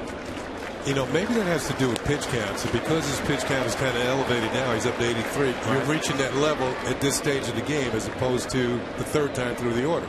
Right. And a lot of guys that aren't overpowering, you know, your second, third, fourth at bat off of them, you know, you've seen everything they have. That one is drilled to right field. That is going to be a base hit. Fair ball. Granderson will score. Digging it out of the corner is Reddick as they hold Martin up at third. It's a game-tying double for Ibanez. We're locked up at 3. I wonder if that ball landed right on the chalk. It was close. Yeah, it was close, and it must have gotten it from our angle. We lose it down in the corner, but it must have just hugged the wall. Let's see where it lands here. Right on the chalk. See, it kind of hugs the wall there. Doesn't bounce out. All of a sudden, Reddick had a little Jack Horner moment down in the corner. Oh, it got under the padding there. Yeah. That happened to me once for a inside the park homer. For or against you? It was against. Infield is in for Nunez. Fouled away.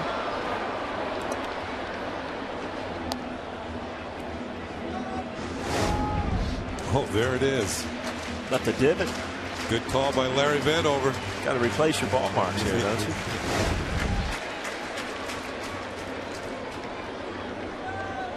You don't know what I'm talking about, do you, Mike? No. Ground ball to second. He thought about coming home. He goes to first. Scoring is Martin, who was going on contact. And the Yankees have taken a 4-3 lead as Ibanez moves to third. Yeah, good base running coming down the line, going on contact. The ball wasn't hit all that hard. Russell Martin taking his lead. You land on your right foot, takes off right away. Pennington thinks, no, not going to make the play at home. Gets the out at first base. Nunez has himself an RBI, and the Yankees have themselves a lead. Good walking lead at third base. That was the key to the whole run scoring in that situation. Basically, the play yesterday that Ibanez had to take out the catcher. I mean, on contact he went. The ball was hit harder. Yeah, the ball hit a little bit harder, had more time. Here's Derek Jeter, runner on third base, 2 outs, and a strike. Good base running.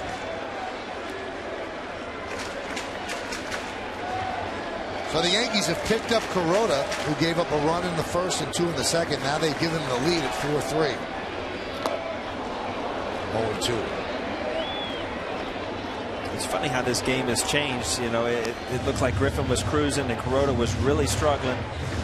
And all of a sudden you see he's got 88 pitches and he's looking for that one pitch to go back to, where Kuroda has kind of just changed his whole game plan, and now looks like he's starting to sail a little bit with his split finger instead of hanging the slider.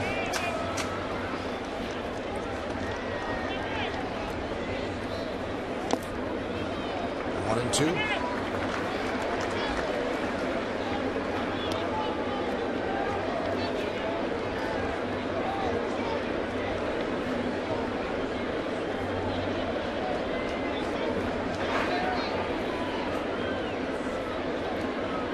Pitches this inning for Griffin. Skied the other way, not a play. That was one of those sliders that just hung out over the plate. You saw from Kuroda early in the game. I mean, that slider can be such an effective pitch, but if it rolls, see, that ball is just straight. There's no break to it. She just barely misses it. Ground ball to second. Pennington is there. And that'll do it. But the Yankees get 4 runs. And here's how they did it. Gano, and then Swisher goes yard to make it 3-2. Curtis Granderson's next. He picks up a single. Raul Ibanez a double. And the hits just kept on coming.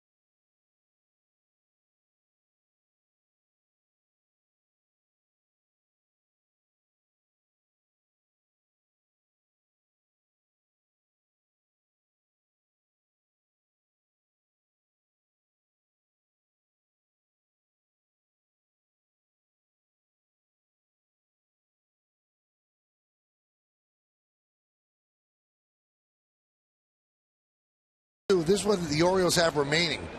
The game against the Red Sox today, then 4 games against the Blue Jays. There's a doubleheader in there.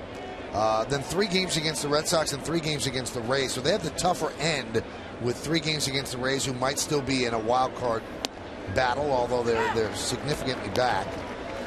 The Yankees' remaining schedule: 3 against the Twins in Minnie, 4 against the Blue Jays in Toronto, and then back here for 3 against the Red Sox. Pennington with a line drive down the right field line, a base hit. He'll round first. He thinks about going to second, but Ibanez comes up quickly. So Pennington, who homered in the second, now singles here in the 5th. Now let's see where you could watch these games.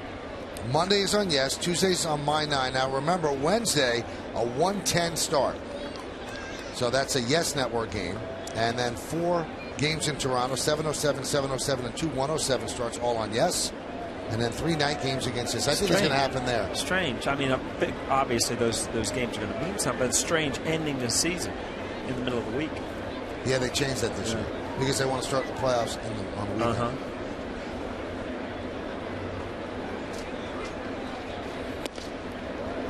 I don't think I ever played the last day of the regular season at night. That's a good point. Cadillac scoreboard 4-3, Yankees lead.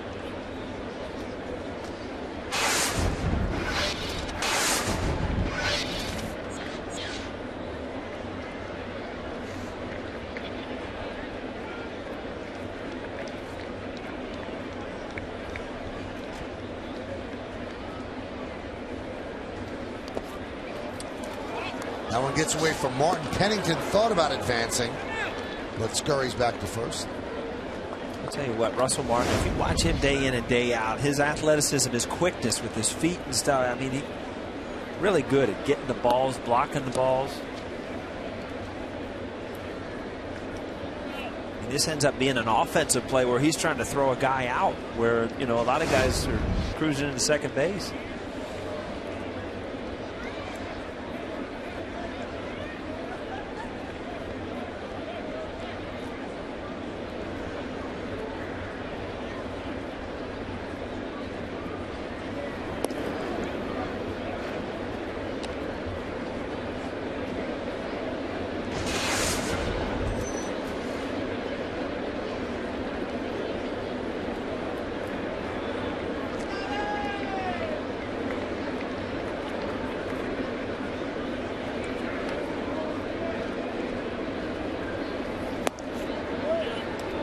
count 3-0.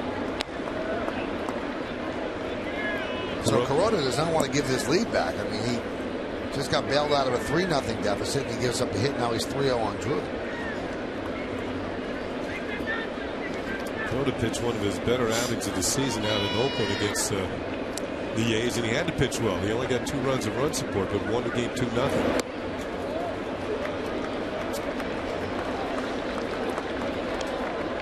So Drew works a walk, and now first and second, nobody out.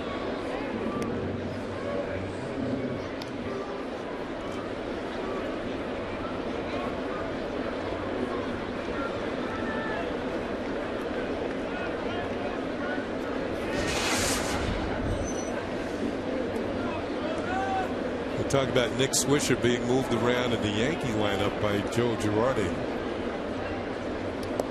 Seth Smith is Bob Melvin's answer to that. Smith is batted everywhere in the lineup but leadoff. He's knocking on the door and leadoff today. He's batting second.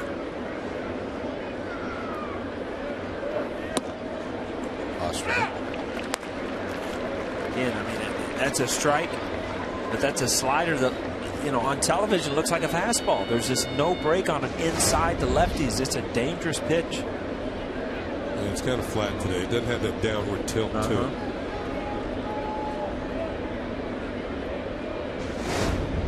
Step out after seeing that pitch and think, why did I take that? You knew why he took that one.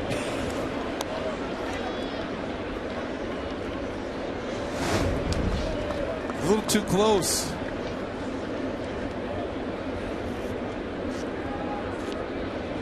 Watch the shadow move. Yeah. He would have got the shadow, would have been hit.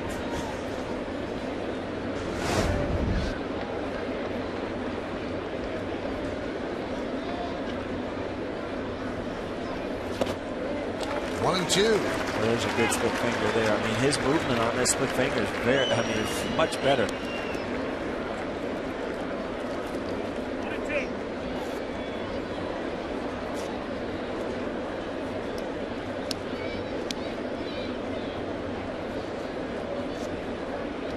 .64 pitches for Corona. Kenny told you in the scouting reports, 5-1, 1.48 in day games, 7-day starts. But not as effective today.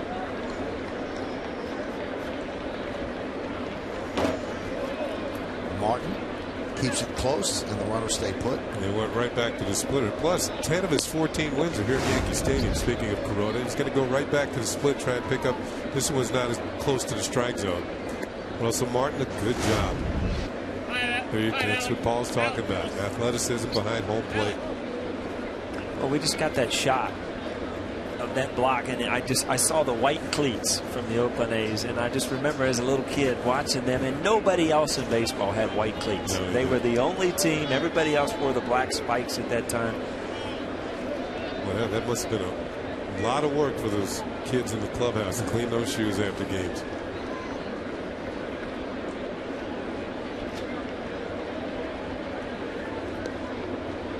Up with the Cincinnati Reds, I mean, even when I got there to the major league, we were still wearing black spikes. No, you weren't allowed anything but solid black, no labels to show anything.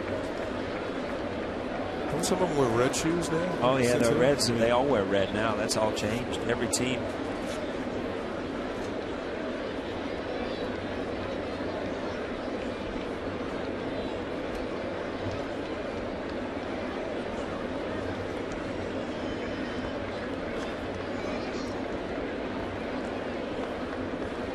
Two, 3-2.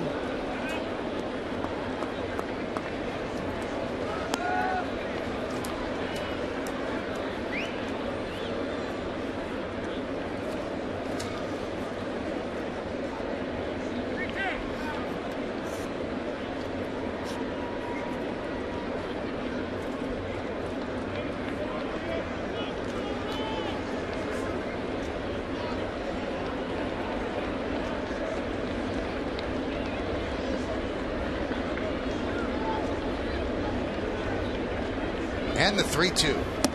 Strike three. Smith down looking. Tough pitch to take. After all the splitters down and away, he finally got one of these fastballs to come back and clip the corner. That one moved nicely. And Smith is caught looking. It's that one that starts at your hip and then darts for home plate. Finally got one to work. Strikeout number 4 for Kuroda.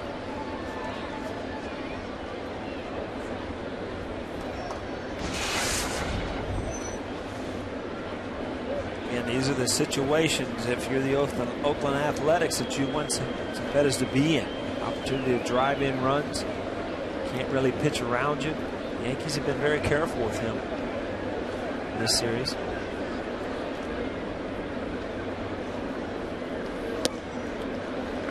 Well, Cespedes has a .347 average with runners in scoring position. That's the best average of any rookie. Mike Trout, who people rave about, rightfully so, his average in these spots, .327.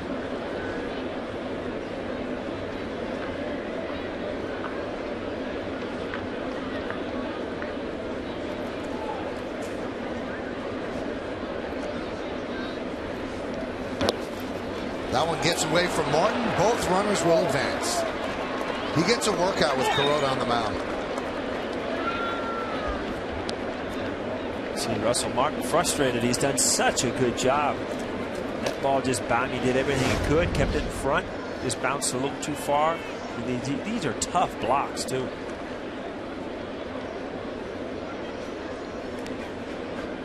So it squirts away just far enough. Once it hits the grass, usually that means the runner has a chance to move up the base. Anything within the dirt, you got to think about trying to advance, because usually a catcher with a good arm can get there and throw you out if you don't have the greatest of speed.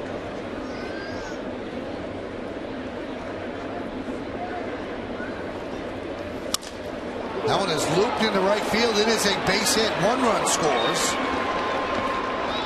And Stephen Drew will stop at third. So an RBI single for Cespedes, and the game is tied at 4. And that is the 6th time in his last 4 starts, including this one, that Kuroda has given up a lead.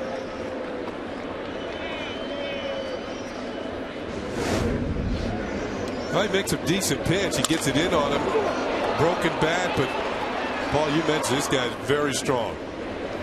And just fights it off and drops it into right center field for a base hit and a run batted in. And Michael said he's been very good with runners in scoring position, and that continues in his rookie year. Are you surprised Drew didn't score? Well, I mean, that ball wasn't hit hard. You get a bad read from second base. That ball, it's a broken bat kind of hanging up there. But, you know, what I was surprised is Cespedes finally went to right field. I mean, he shot a ball to right field. He got jammed with it. But these are the good things that happen when you use the whole field. Talked about his numbers with running and scoring position. That's probably when he's at his best, because he uses the whole field. He doesn't get caught up in trying to pull the ball and hit the ball out of the park.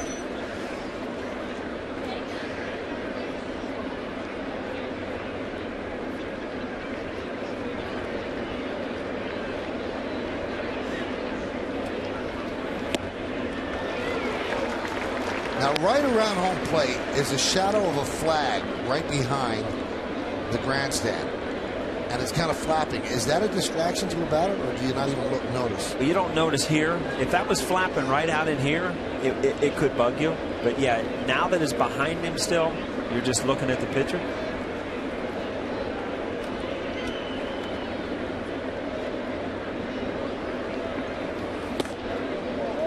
Those shadows, we talked about it yesterday, during this time of year, they get here quicker. And those shadows will be out halfway between the pitcher and the hitter in another inning or so, and that's when it becomes difficult. Where they are right now, and they'll be out here another half an hour or so.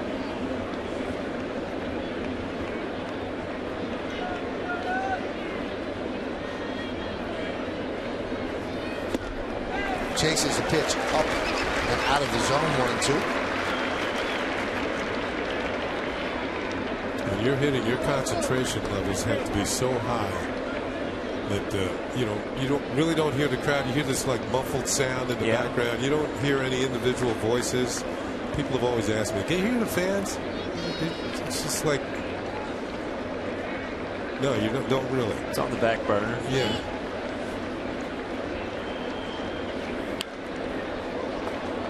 Foul back. I think you hear the crowd a lot more on the road than you do at home.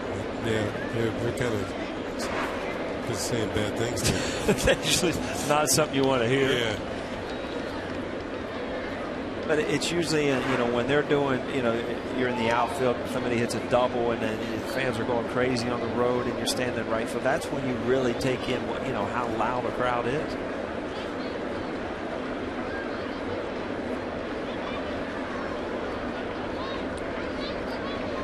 The 1-2. Foul back. This guy swings it bad, doesn't he? It's Moss. 1 for 1 today. 5 hits in the series.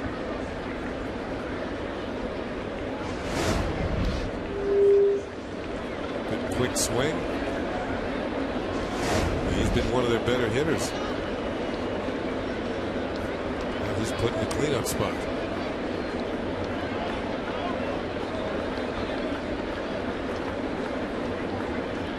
Got a stance, similar to Jim Thome. Yeah, he's not getting Jim Thome production, but he's got a stance similar to Jim Thome's.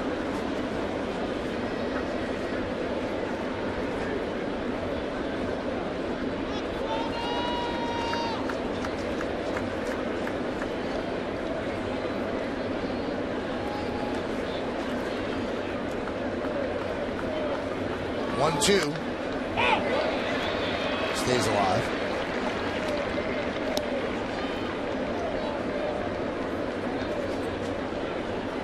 Told me yesterday he came off the disabled list and drove in the winning run in Baltimore.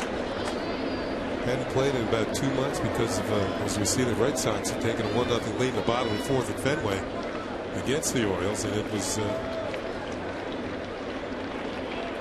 He was here actually when playing the Yankees. They sent him back to Baltimore. You're right, about a month and a half ago. He was having neck problems. Got checked out. Strike 3. Moss knew it. Right down the middle. 2 outs. It worked on Smith and it worked on Moss. Good movement. Shadow's going to be making a head straight back to the dugout. There it goes. 2 for the price of 1.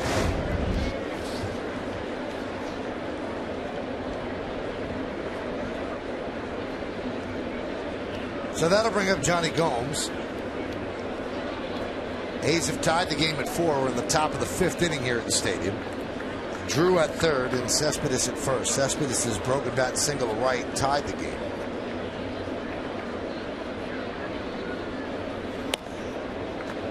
Strike.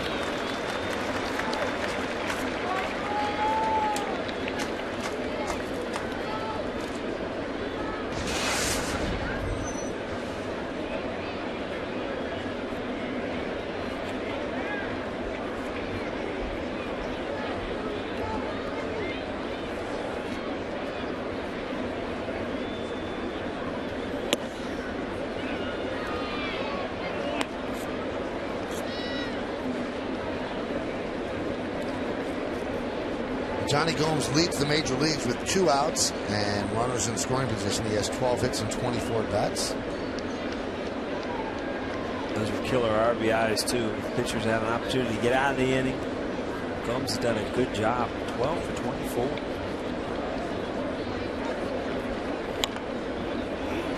I bet you spent some time with the Cincinnati Reds, didn't he? Yeah. He was there, and he actually had won the starting job because he had a good second half and then kind of fell back into what he's doing here, where some of the tougher right-handers were giving him trouble, where he was getting the most of his production from lefties, so he almost became a platoon player.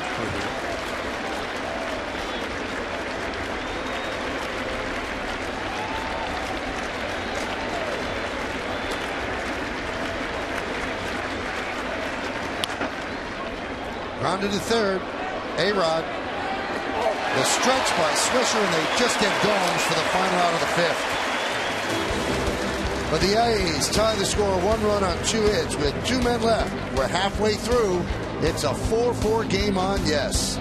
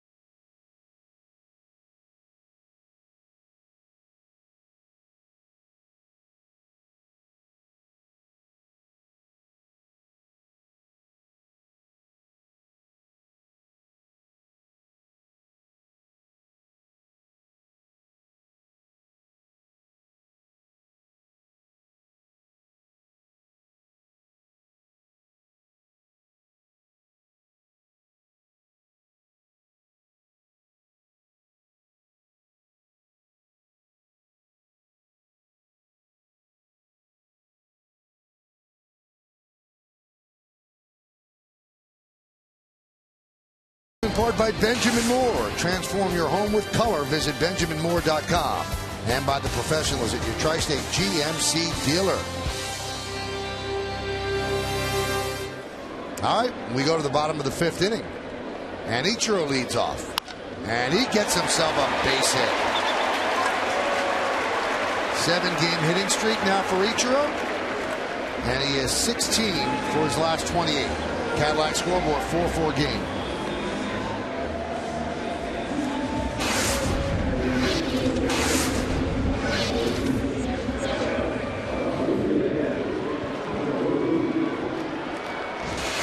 And here's Alex. He has struck out twice looking against Griffin. And you talked about Griffin's success of not letting guys steal, and Ichiro has been kind of pushing the button a little more lately. So see if Griffin hold him over there. He had never been a stolen base in his short major league career. 12 starts. Leads you to believe he holds runners well, gets rid of the ball quickly, or has a quick move. 67-mile-an-hour breaking ball, and A-Rod way out in front.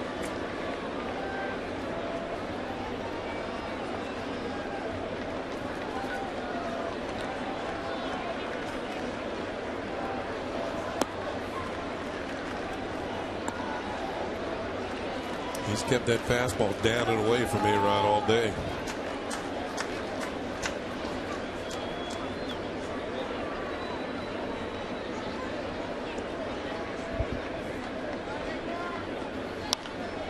Fouled away.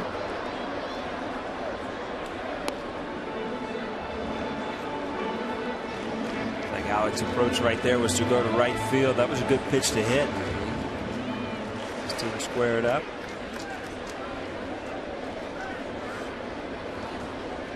Saw Jerry Blevins pitch yesterday. He's up again today. And Alex strikes out for the 3rd time. And a blue start.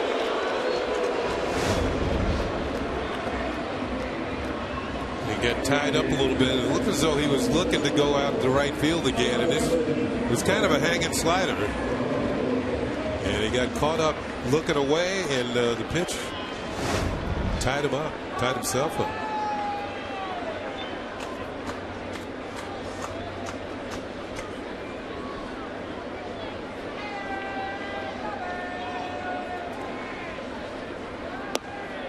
Cano takes a strike. 66 miles an hour. Took a little bit off of that slow curveball there. See, though, he's got 97 pitches. I think that's why the bullpen's up, or has been up this inning.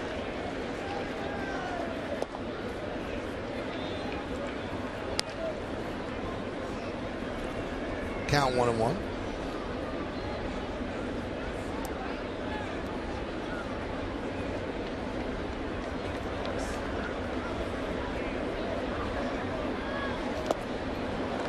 One and two. A little more foot on the accelerator on that one. 67. You know, there are some states out west there's no speed limit. You just I heard that. Just go. I know one thing. There's a speed limit in North Carolina. I just got a ticket. Did you really? First in like 20-some years. Yeah. How fast were you going? Faster than the speed limit. It was it was one of those things that switched from like 65 back down to 55 or something.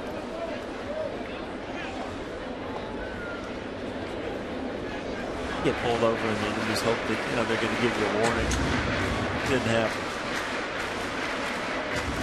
They didn't. The Paul O'Neill brand didn't carry much weight in North Carolina. North Carolina, no.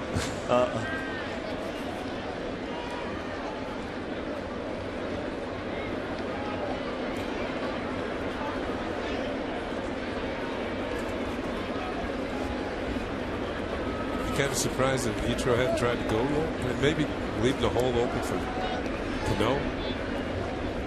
Yeah, Griffin. I mean, he does a good job at kind of slide stepping, but he has thrown a couple slow curveballs. Punched out to left field. That ball is foul. Field and Culbreth put the hand straight up in the air.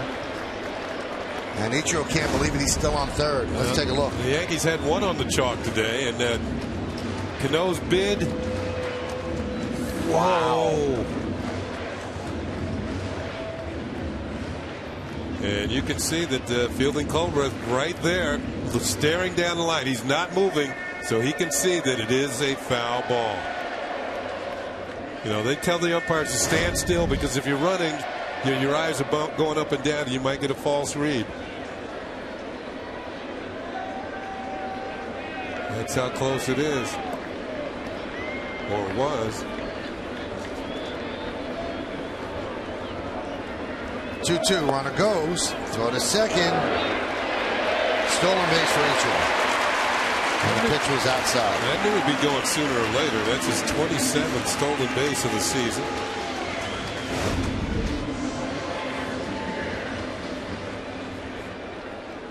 Gutierrez with the one hop approach. Yeah, he did. Everything just looked slow there. The pitch was slow, kind of an off-speed pitch. Everything was slow. And you just see the only thing that was slow was Ichiro sliding in safely. In a cloud of dust. I remember the old fields that you would get the cloud of dust when you slid. These fields are in such great shape now. Cano walks. And that'll bring up Swisher. Last time up, Swisher hit a 2-run bomb. There it is. Bob Melvin's thinking about what to do next. Yeah, he knows that Griffin's done something now he's never done before. He's walked 3 batters in a game, and he's coming out. He's giving up a stolen base, too. He broke a couple records. Right there. He's going to bring in the lefty, so he spins Swisher around to the bigger side of the ballpark. And you can steal against Gutierrez as an A. All 16 stolen base against him have been successful. So that's going to do it for A.J. Griffin. He did not have a great start. He leaves runners on first and second with 1 out. Blevins will come in.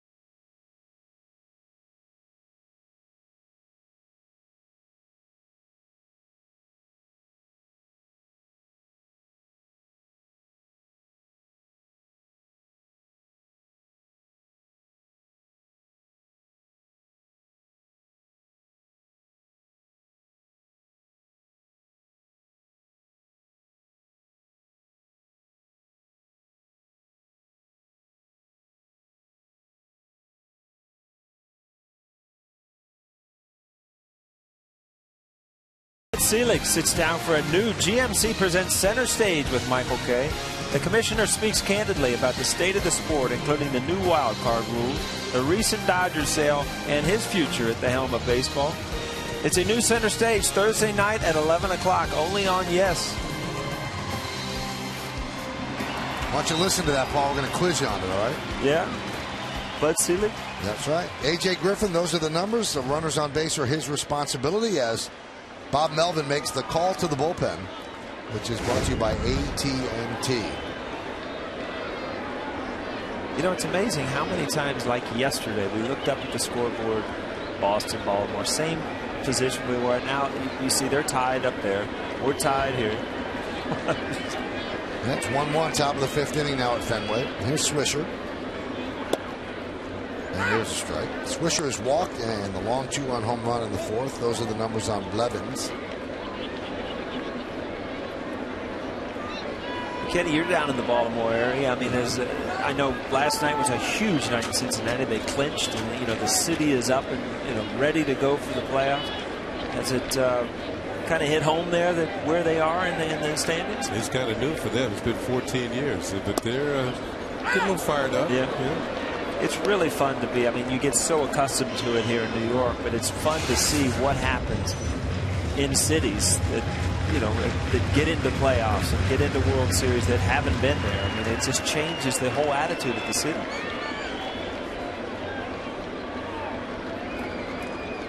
Buck Showalter's approaching the walk-on water stage.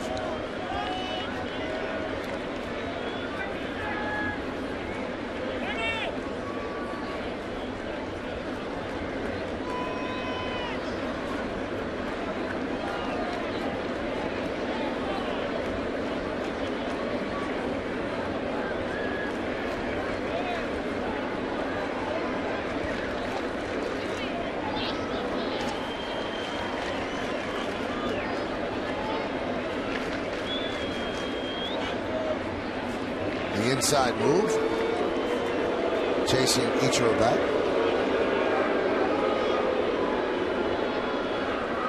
Now the A's as a team have one of the best ERAs going, so their bullpen's been doing a pretty good job.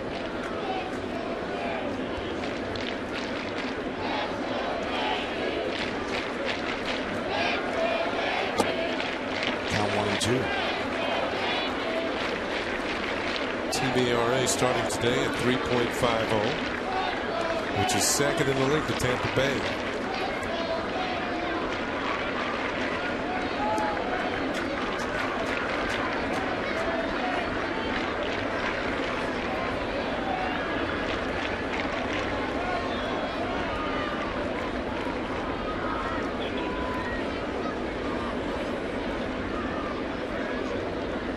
And the 1-2. Strike 3. Swisher says, wait, that's way outside. And he gets punched out for the second out. He points out there again, he's going to be heading to the showers. I mean, that's one thing the umpire will not deal with, and that's if you point or if you put the bat, Joe Girardi's going to get out there as quick as he can. Try to keep Swisher in the game.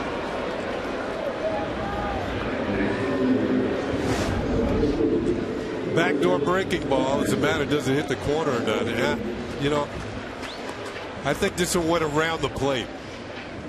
It definitely did. That was not a strike.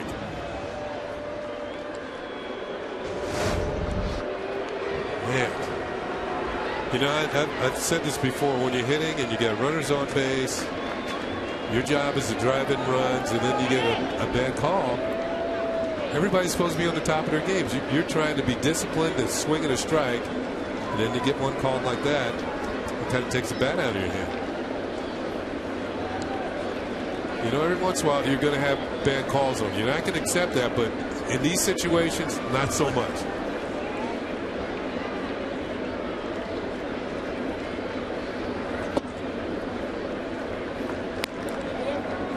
You're not going to get everyone right.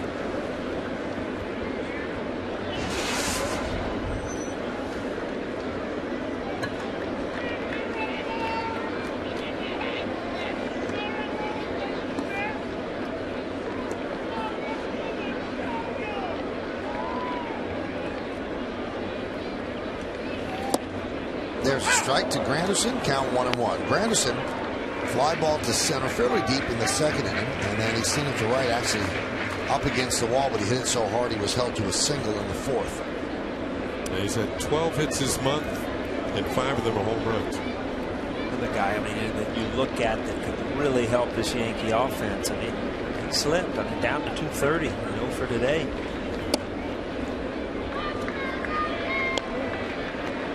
Now 2-1. Still leads the team in RBIs with 94, and in home runs with 39. He's been striking out a lot, and the average has dipped. Actually, he came into the game hitting 230, so he's in the 220s now. No, he got 1 hit, so he's at 231. After the first at bat, he did go to 229, and then he picked up 2 points with the single.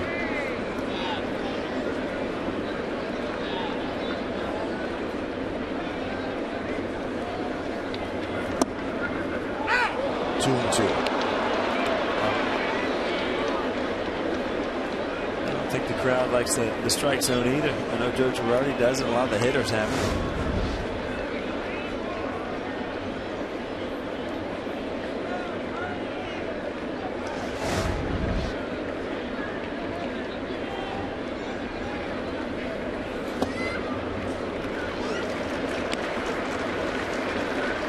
So now the count is full. That'll release the base runners. Ichiro from second, Cano from first. 2 men out. And in the bottom of the fifth, it's a 4-4 game.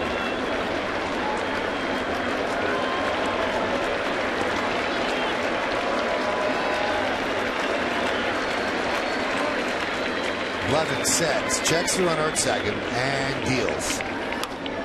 Check swing foul away.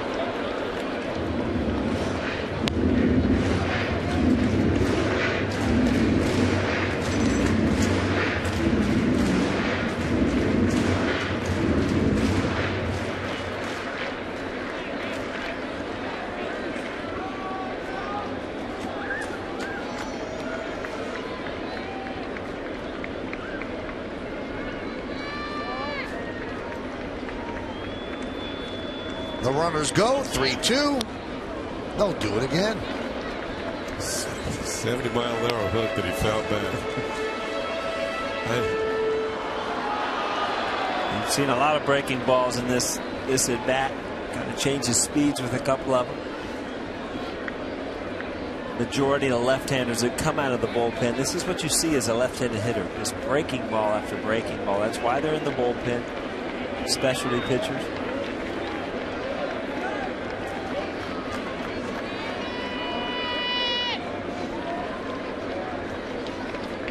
Let's go again. Swing and a miss.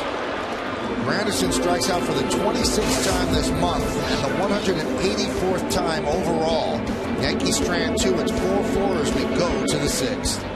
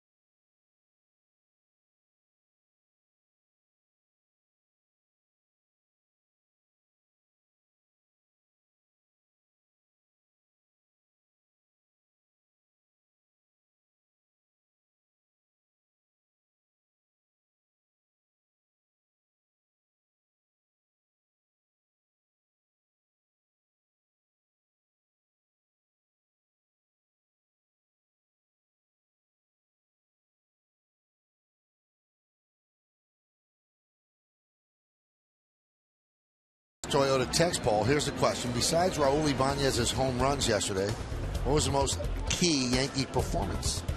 You've been voting, and here is the final tally.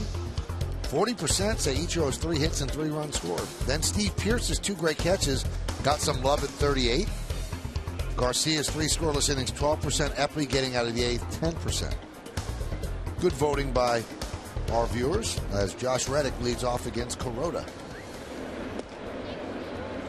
Pitch outside, 1-0.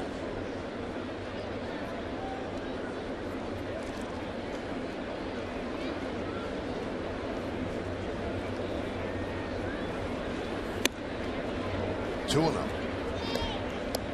4-4 here in the top of the 6th, and in Boston it's 1-1. Bottom of the 5th.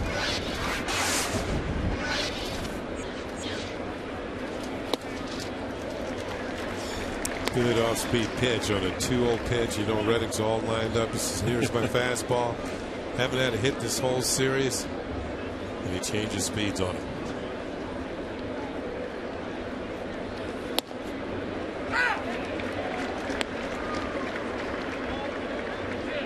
No, it's not one side. You see both sides just confused with the strike zone right now.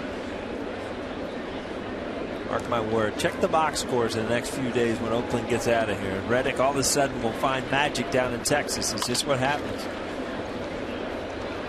They didn't leave any on base that time, so he is out. And he wants to get out of New York. 0 for 3 in this one.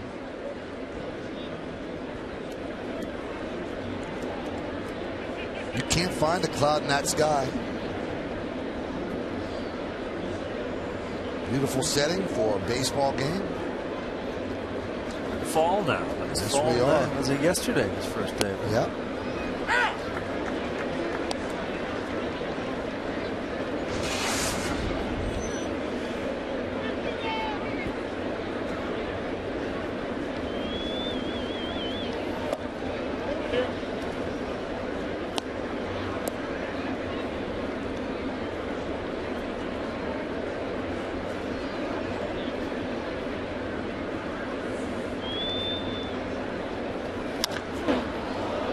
High fly ball left field and out of play. Donaldson's another one of those players. His Kuroda's pitch count is up to 89 now. That was recalled for the minor leagues. He was out of AAA. He's 1 for 2 today, 2 for 12 in the series. The A's have shown they're not afraid to bring up young guys from the minors and send them back. I'll tell you one thing, they got the luxury of this revolving door of some good players too. I mean, they're bringing up young talent. Some of it works out immediately, some of it doesn't.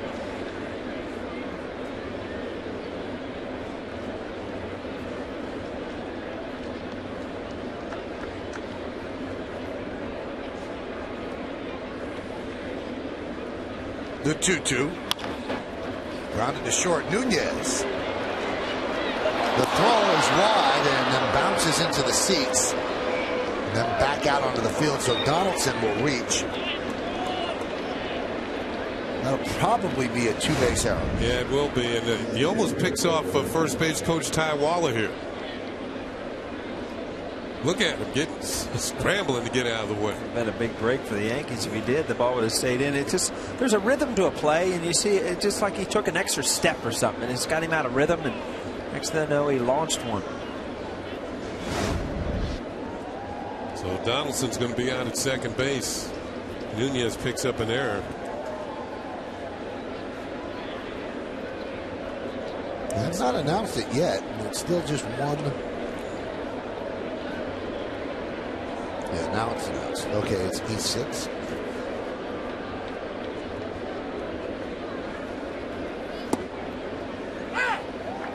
There's a strike to Kataris.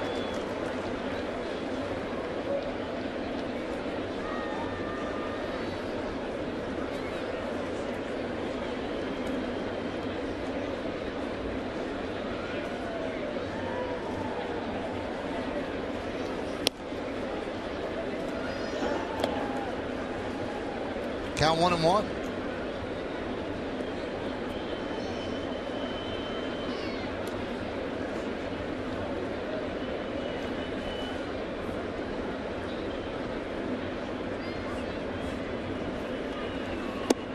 Like these pitchers are born from the stretch today, Ken. It seems like every single inning, guys are on base, scoring position. Let's see. Kuroda's had 1, 2, 3 inning. And Griffin, while he was in there, didn't have any.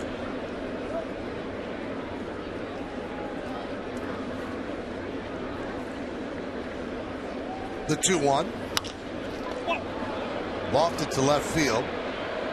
Ichiro drifts over and makes the play.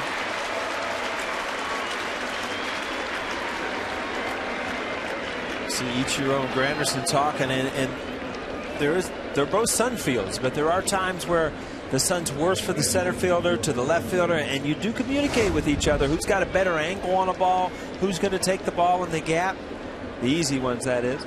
Ichiro, you could see him calling for it. I got it, and he does.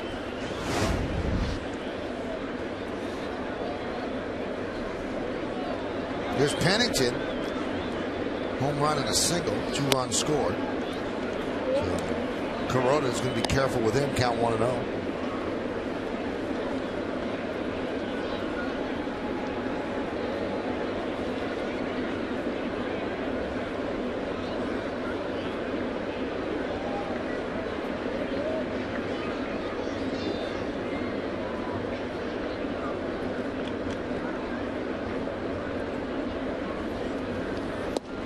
You know, the other night, Ichiro had the big night, and Meredith interviewed him on the post-game show.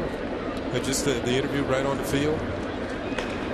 And he answered a question before the interpreter told him what Meredith had said. And it tells you right away he knows what you're saying, but I think he wants to make sure that his thoughts are translated properly into English, and what he has to say. It's that he doesn't have enough command of the English language itself. He can understand what you're saying, but he feels as though he needs clarification to make sure that his thoughts are very clear. A lot of times, I mean, if you're talking to him on the field, you're talking to him on the tunnel. It's just he's very good. But you know, you get on a camera and you're not really used to it, and you know, you get a little tight, and you're right. You don't want to say something that people can take the wrong way. You got Meredith grilling him, you know. Tough questions. Meredith hadn't been feeling her best either, so you know those questions have been hard. He felt like he was on 60 Minutes. I always felt if a 60 Minutes truck came up in front of your house, either you did something really, really good or something really, really bad. There's nothing in between. Yeah.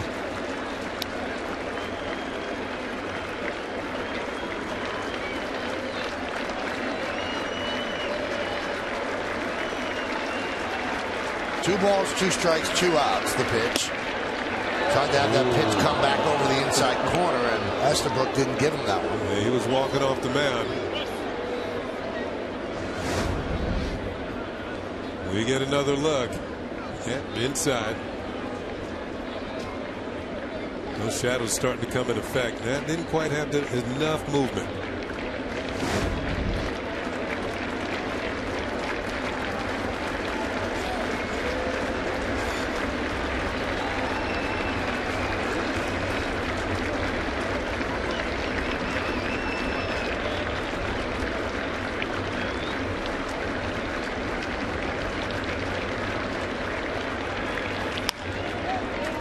Foul. Well, he's really trying to back up that pitch. He's left these 2 strikes, even in the full count. For that 2-seamer on the inside corner.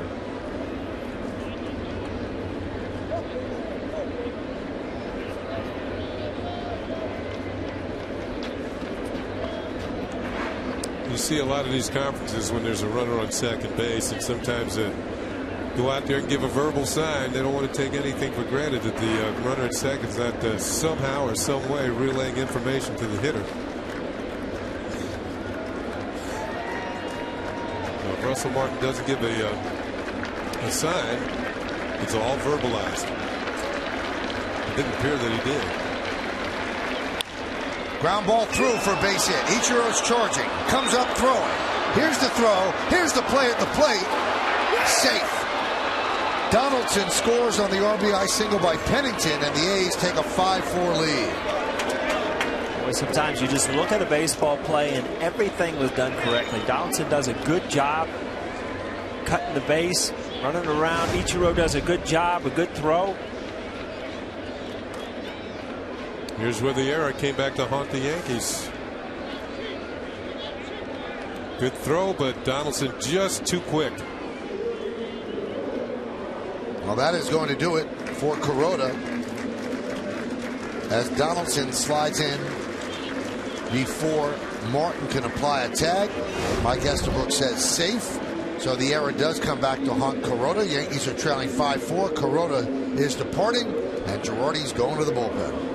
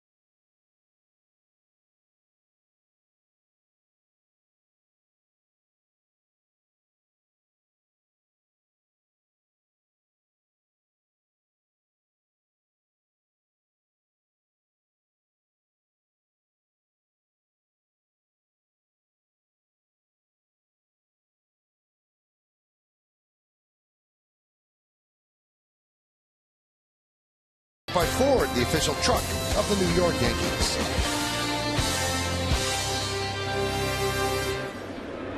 And it's time for Everyday Clay. Clay Rapata comes on to face Stephen Drew, but first a throw over. And it gets past Swisher, and it goes down the right field line. Pennington round second. He is going to go to third, and he will make it. So another error for the Yankees. An error on Epley. Well, Rapata, I'm sorry. Evans throws it on the other side. Swisher cannot reach across the runner. Good base running. Didn't even use the third base coach. Looked over his shoulder, saw that the ricochet went over. Swisher kind of pushes him down to hold him there, but it didn't work.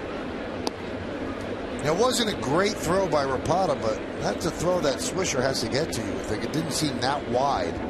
It's just he had a hard time navigating around Pennington.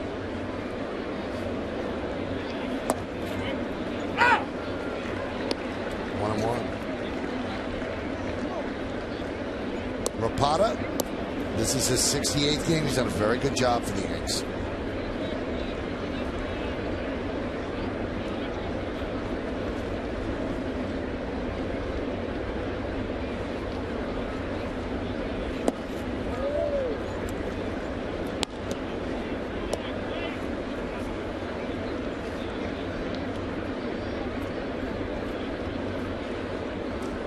Paulie was talking about a little earlier, and here we are, encased in shadows of the hitters. 3-1. Not quite as bad as it's going to get, though. I always thought it was worse when it got about halfway, because Yeah.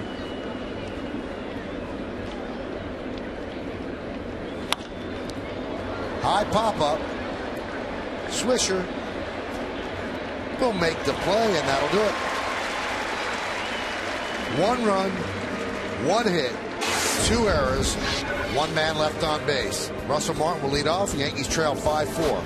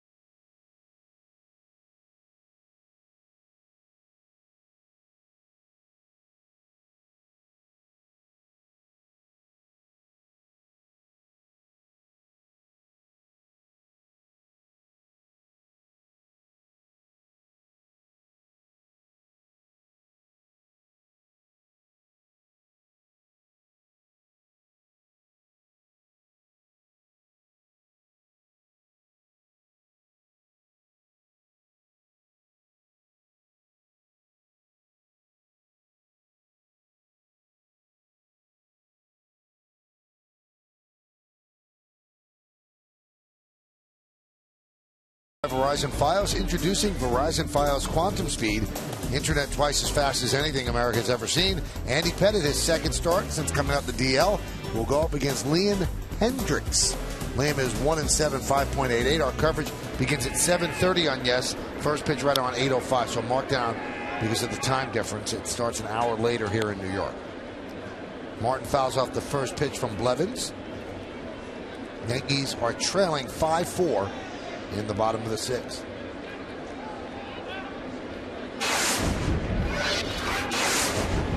Ballpark I haven't played in or haven't seen.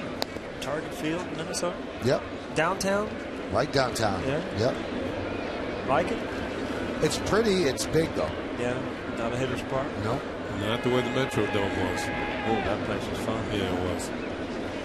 They did a great job, but it's really big, and I'm sure Joe Mauer's wondering why. Justin Morneau, maybe the same thing.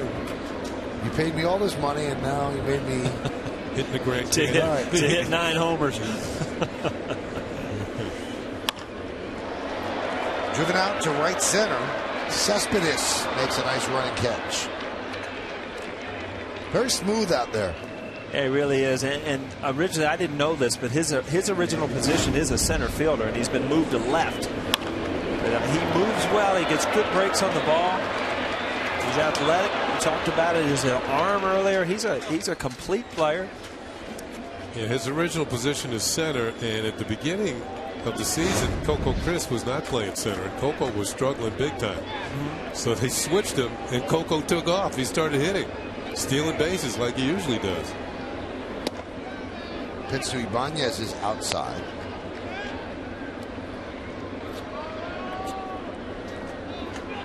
Coco's only made 1 appearance in this series. His pitch runner stole a bag. Now with eye problems. Take that pink eye to Texas with him. Don't sit next to him on the plane.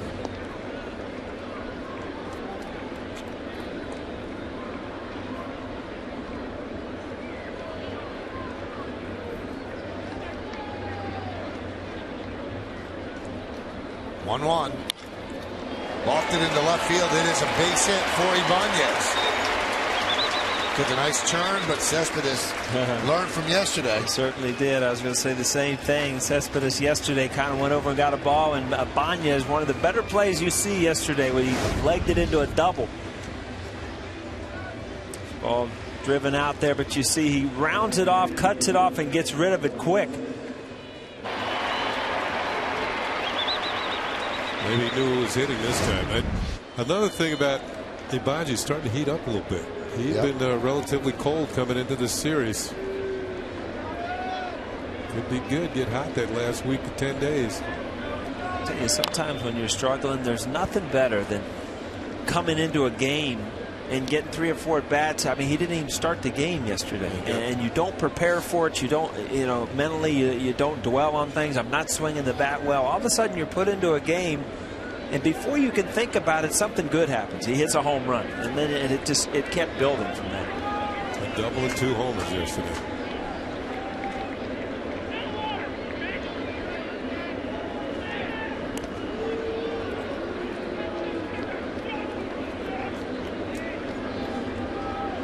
So Nunez will have a chance to atone for his error in the top of the 6th, as Ryan Cook, who pitched so well yesterday, he's ready in the A's bullpen.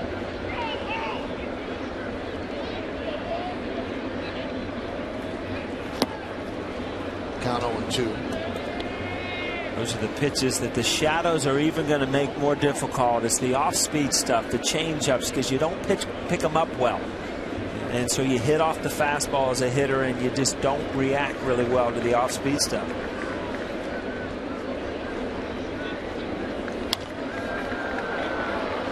Popped up, shallow right. And the catch is made by Pennington over the shoulder for the second out. I'll tell you what, Pennington went a long way to get that ball. That's a tough play.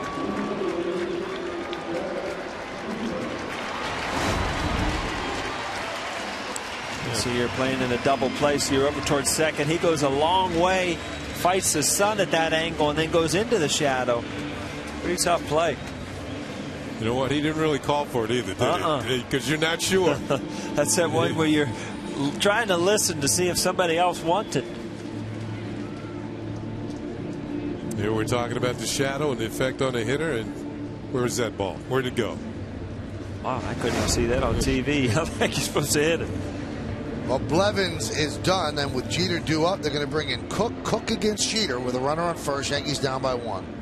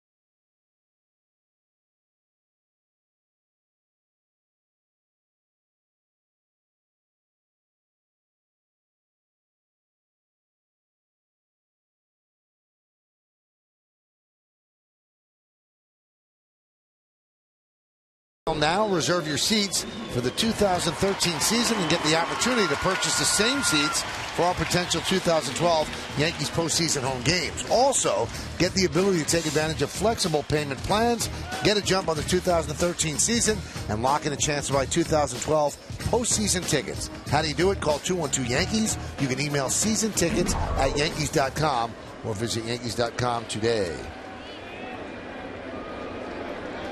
Here's Jeter against Cook. Cook threw 2 scoreless innings yesterday.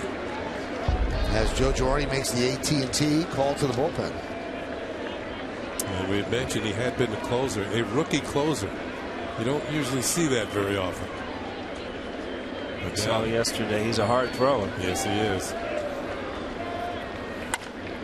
And Jeter robbed of a hit there by Pennington, and the ball is dropped by Moss.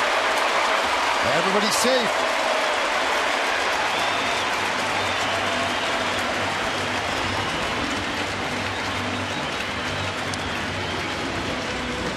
Now we'll see how they score that. Pennington threw from a position on the ground. Moss didn't really shift very well over at first base. You know, I think that's a catchable ball on his part. Good stop by Pennington. Has to scramble some. Throws a little off line. But if he moves his feet a little more at first base, he can come up with a throw. A smoother first baseman would have had this play. He committed to with his right foot on the bag, and sometimes you get to that bag, you put both feet on it, and then you reach for it. Once you read where the throw is. They scored that yet? That's an error, isn't it? See if he can move the drag, just drag his right foot across the bag, he'll still maintain contact and be able to reach the ball. E4. Tough error. Yes, it is. Ichiro taps one to the shortstop, and Drew steps on the bag, and that will do it here in the 6th. We go to the 7th inning. It's a tight one. A's lead the Yankees 5-4.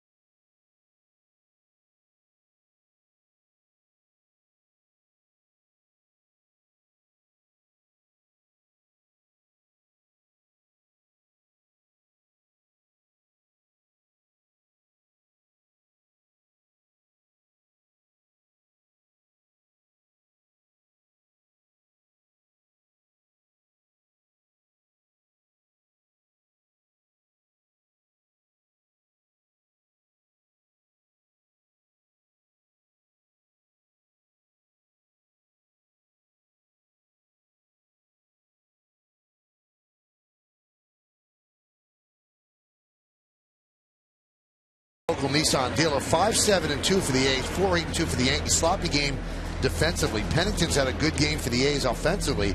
3 for 3, a home run and 3 runs batted in. Swisher, a big 2-run home run for the Yankees. Ibanez keeps hitting. He picked up an RBI double.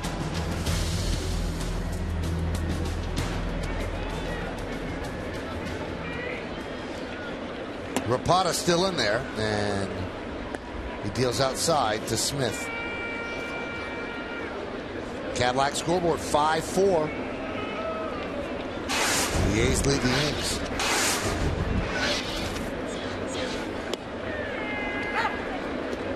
strike to Smith.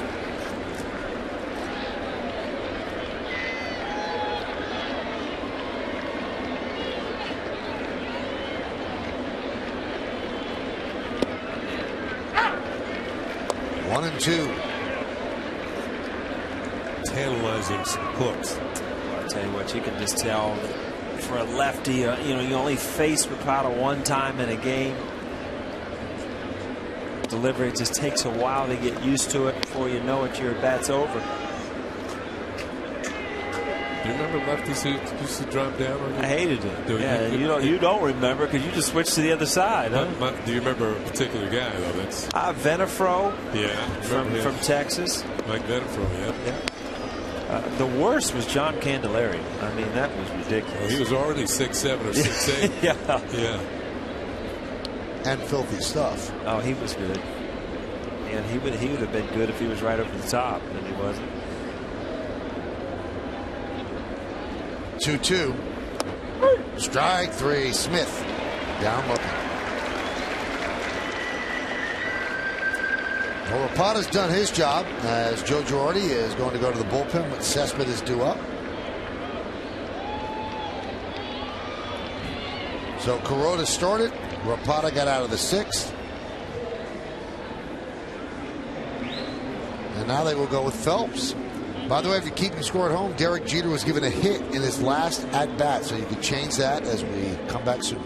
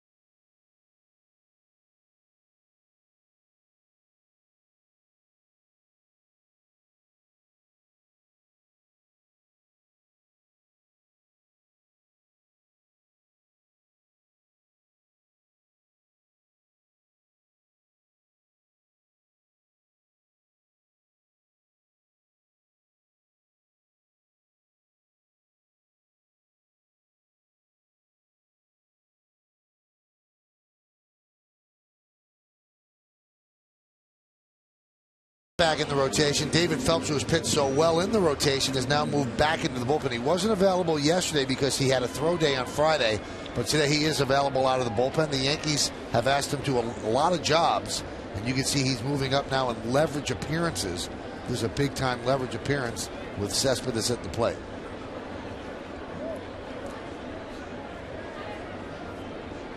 A leverage appearance, Michael. Explain that one to me. I don't know if I've heard that up here in the booth. Okay. A higher leverage appearance is the bigger pressure, later the game, closer to the game. See, we're too close to Wall Street. When I hear leverage, I'm thinking financial news, you know? Don't think like that. Popped up. Swisher. Won't give it a look. He runs out of room.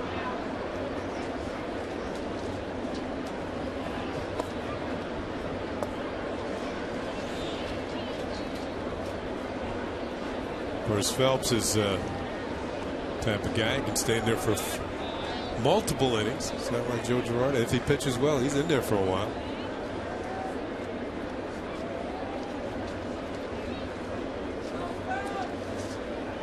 Overall, done a good job for the Yankees in his rookie year. Foul back. Wow, big swing. Okay, got him 0-2. This is where, if you're Phelps, you break out your best breaking ball off the outside corner, see if you can lead him out there, get him to take a sip at it. I'll tell you one thing, you should throw 3 consecutive breaking balls. He'll swing at one of them. Grounded to short. Nunez bobbles, regains, and he lost the play in E6. One of those days for Eduardo Nunez. He will have him every now and then in the field, and you have to live with it. I tell you, Nunez didn't come up with it cleanly. There's no doubt about it. But Cespedes hustled the whole way. This is a 2-hopper to the shortstop. And because he hustled, he ends up beating this play out easily.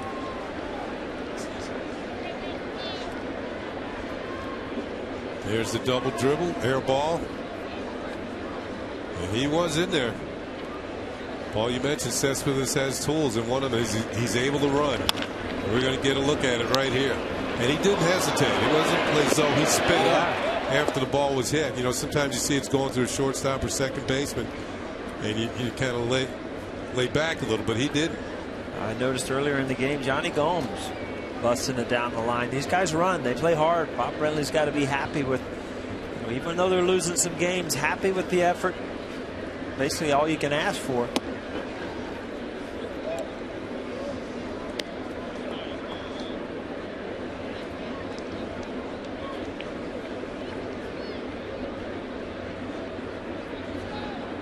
Last inning's error led to a run.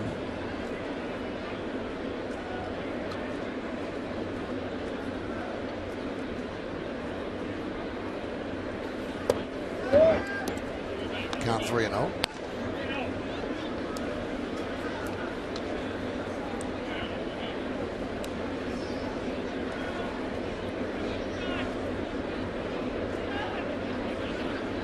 Three errors by the Yankees. Yesterday, the A's were very sloppy defensively.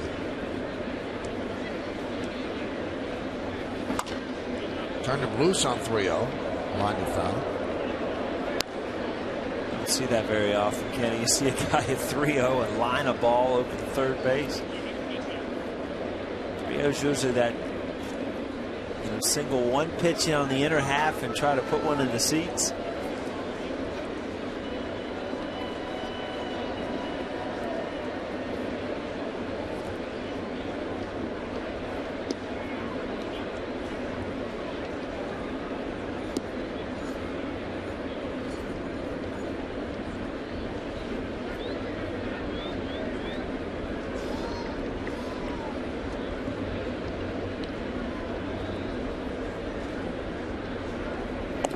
Keeping Cespedes close. Yeah, he might be on the move on a 3-1 pitch. We saw that a little earlier with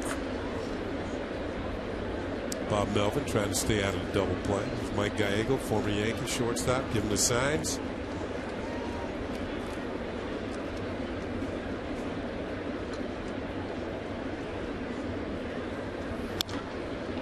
Foul back.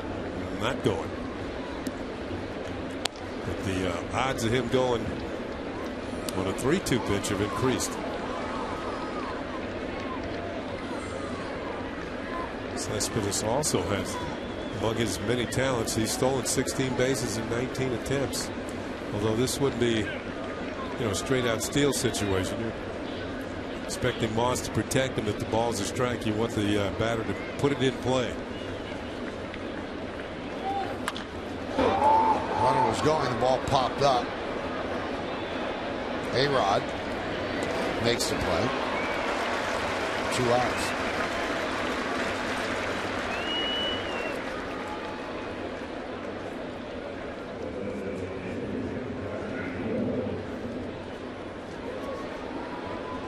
That's going to bring up Johnny Gomes. We're in the top of the 7th, and the A's lead the Yankees 5-4. Yankees looking to sweep this 3-game set. And in Boston, the Orioles and the Red Sox are 1-1 bottom of the 7th.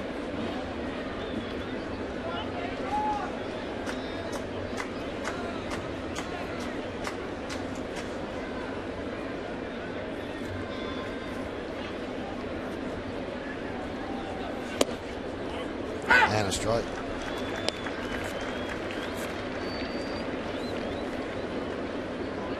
Kenny, I think that, you know, as free swinging as Oakland is, you see a lot of takes now, and I think those shadows have come into play a little bit. Hitters not picking up the ball as well.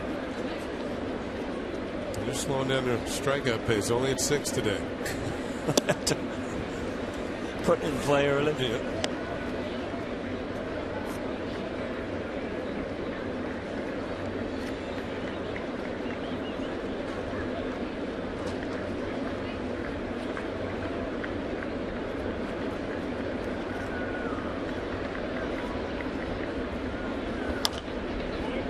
Fouled away.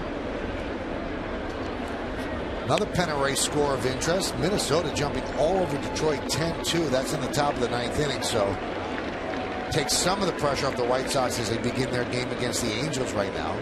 That lead is down to a half in the Central. And that Angels series is becoming more important with Oakland gaining on the A's. Yeah.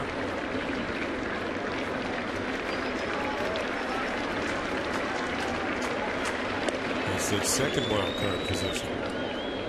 That's the one where you're just holding on when you hit that second one, right? Just getting in. It's getting to the wire and just breathing heavy. You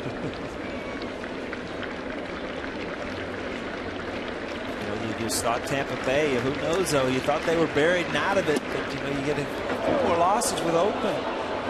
Teams are right back in it.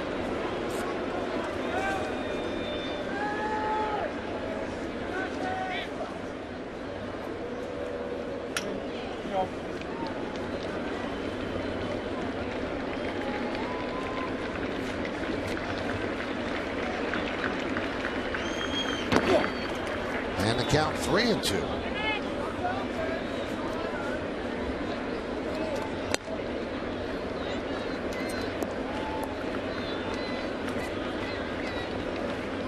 Reddick, hitless in this series, is on deck.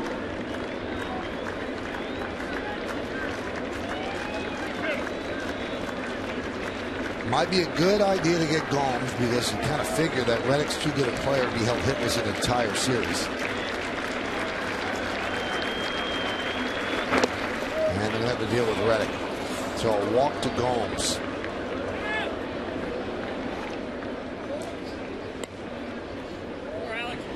The right fielder, Josh Reddick.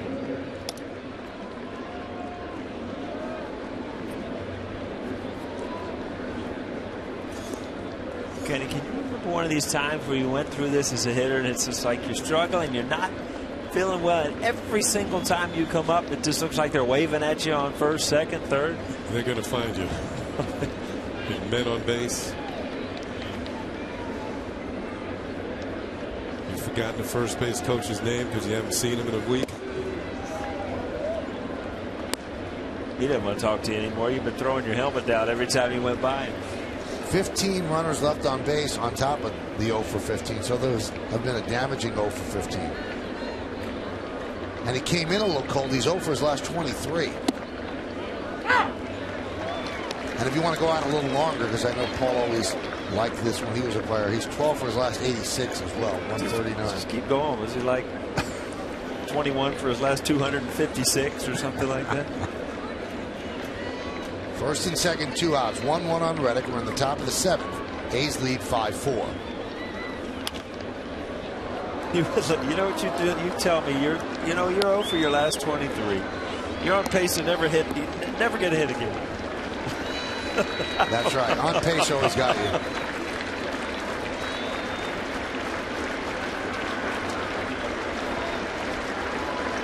So Phelps a strike away from getting out of this jam.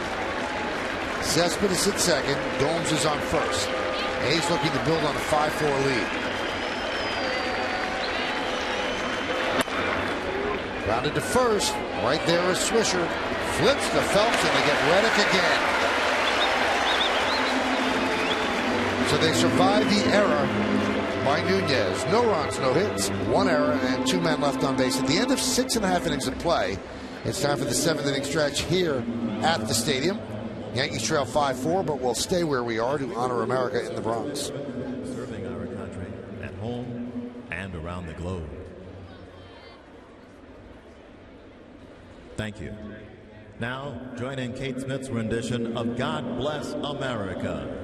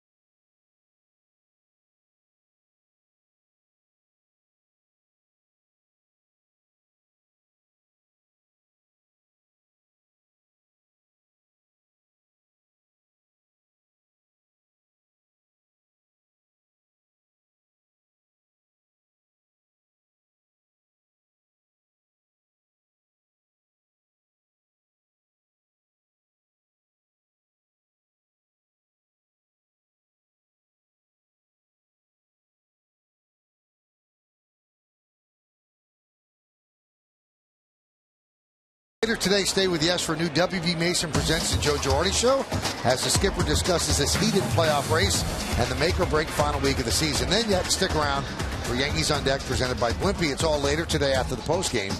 It is only on Yes. And Bob and Jack and Meredith will be back on the postgame show, so stick around for that. Yankees trail this 5-4. It's a great day. Some clouds starting to move in on the Cadillac scoreboard. It's 5-4.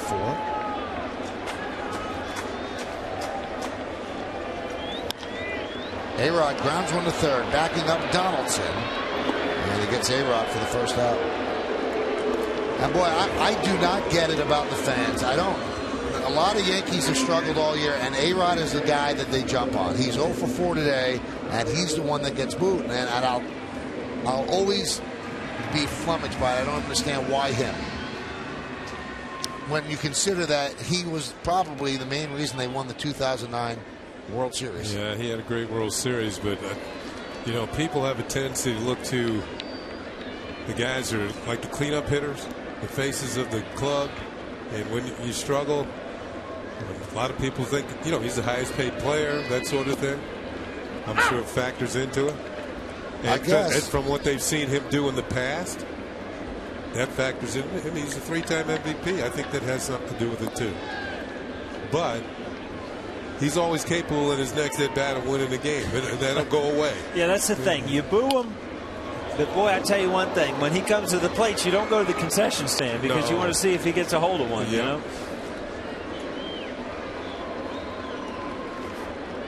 When you're allowed to boo who you want, that's not the issue. But Robinson can always struggle. He's hitting under 300 right now. Yeah. They don't boo him. Not that they should. And he's just as great a player as Alex Rodriguez is. But fans' choice, the 0-2. Outside 1 and 2. Tell you, Cook hadn't lost anything on his fastball. Still mid-90s. You can see why he was closing for a while. Yep. Balfour, who's gone to the closing job, he threw the ball well too yesterday, and he's been 12 for 12 since he went back out to the bullpen in the closer's role. You can see how the hitters are having a little trouble. Right now it looks nice and dark, and you can see the ball, but there's bright sunshine behind the pitcher. Yep. You can see the hitters picking up balls late. You see balls fouled off late. And it's just that your eyes cannot adjust that quick.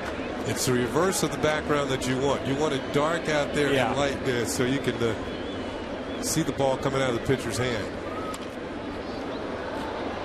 And everybody's you get a lot of foul balls in this situation, just a hair late.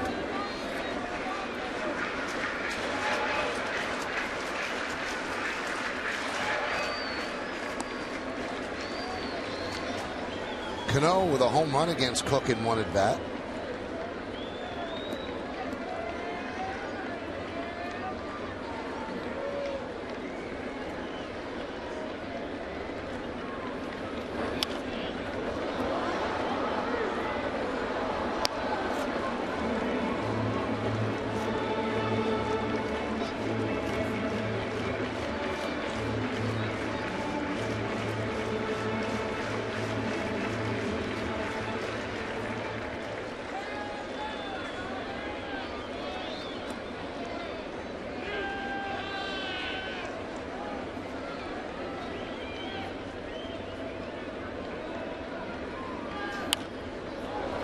Is that 4 in a row?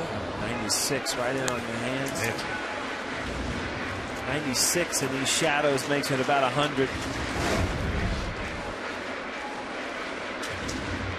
Trying to see what Cano sees. You can see the ball kind of disappear a little bit there. Put you right in the batter's box with Robinson Cano.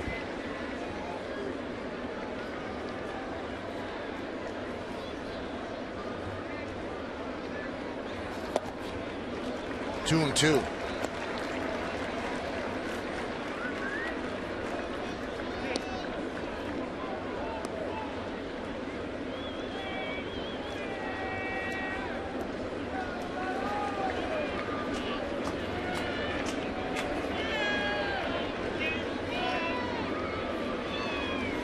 Swing and a miss.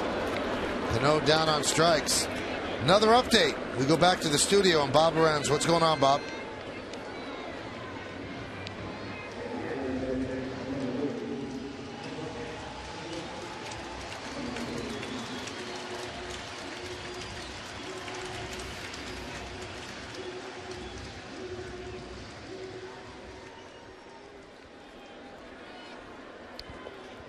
So there you have it. Both of these teams have been doing nothing but winning. The Yankees have won 7 in a row. The Orioles have won 6 in a row. Something's got to give at some point. They're still separated by just a game. Here's Nick Swisher.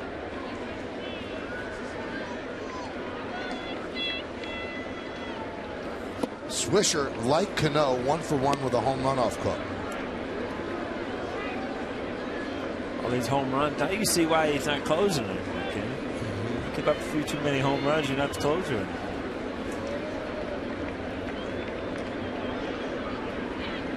Only 4 in 66 innings. That's pretty good. Yeah, that's pretty good. Just happened to be the 2 guys back to back. Huh?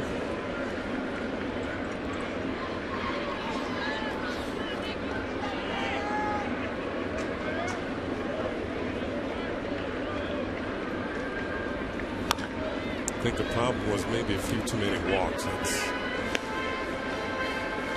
Over the years, the Yankee fans have been spoiled watching Mariano come in. Yeah. I think that one year he had 5 walks all season long. That's a very small team picture. Yeah, they had to pull his numbers because you just can't compare other guys to him, and people try to. He walks the guy in stadium hushes. What's been a bad ball? That's not right. Umpire didn't call him. Just past the looping try, or should I say lunging try at Pennington. So a single for Swisher. Second hit of the day.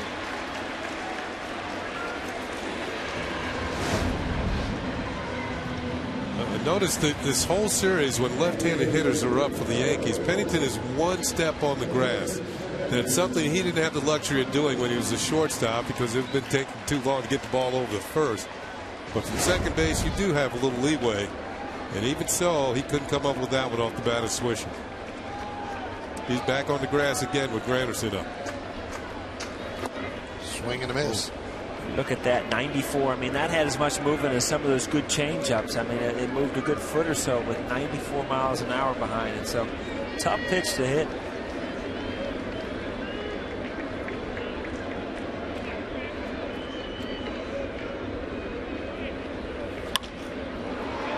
Popped up. Shallow left. Smith makes the play, and that will do it. In the bottom of the 7th, Yankees strand 1. We're going to the 8th inning. It's 5-4. Donaldson leads off.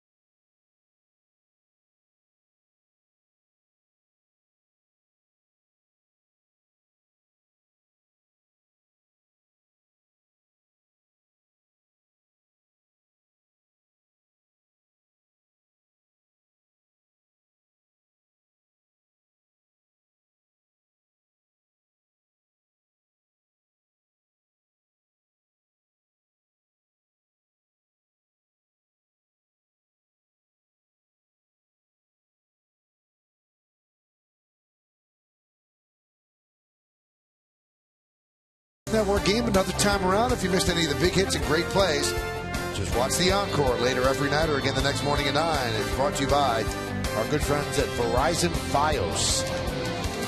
Thanks, Verizon. Phelps still in there as we start the 8th inning. Yankees lead 5-4. And Josh Donaldson at the plate. Had a strike.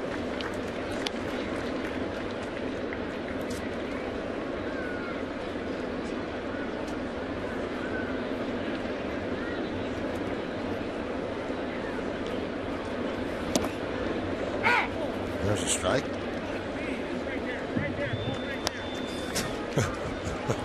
You can hear it from the other side now. Hyundai scoreboard 5-4. A's lead. I guess to Brook. In stereo today. Very confident in his call, too. It's right there.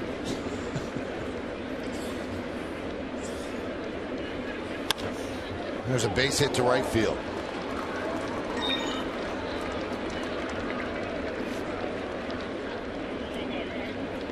Coach, you ever, back in your studying days, you take out your highlighter and you highlight the very important things on the paper? Yep. I just looked over at Kenny's notes and I'm like, man, those, if you had to study these notes, you took some extensive notes. You know why I highlight everything? So I could see it.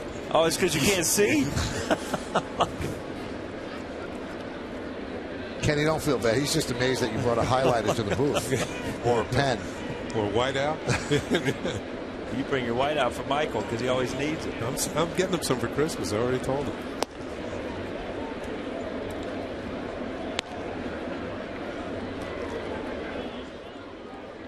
There it is. I want you to look at it. This is, where are we? No, right up there. we're in the Bronx. Yeah, we're in the Bronx somewhere. Well, those are the highlighted notes. Yeah, okay, now here's Paul's scorecard. In high def, too. I didn't want to mess it up.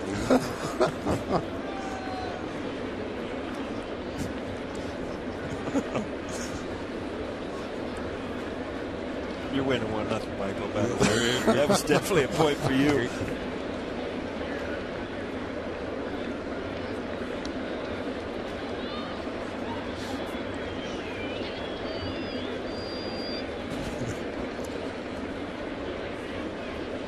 Seems like both these teams are kind of just like going through the motions for the ending of the game. It's like you're playing into the ninth to see what's going to happen after yesterday's game. It's been really slow the last couple innings. Like nobody wants to take charge of this game.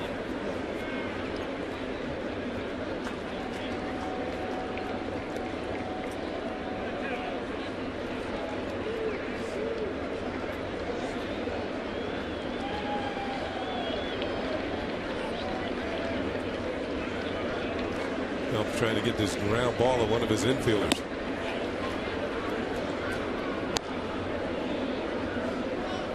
First he tried to pick off the inside corner. Not quite the movement that Kuroda has on his fastball.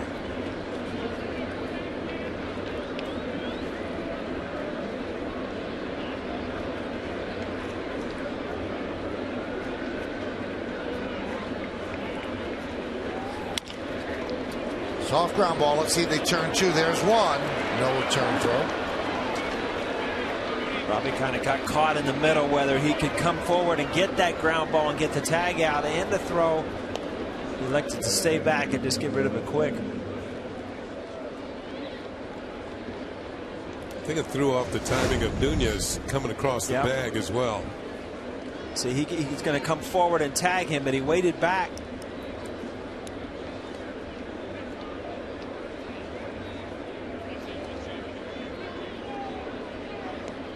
Nunez has no shot. Well, Pennington has been such a pain for the Yankees that Girardi's taking no chances. He's going to go to the bullpen. He's going to bring in Boone Logan. That'll do it for Phelps. The Yankees are trailing 5-4.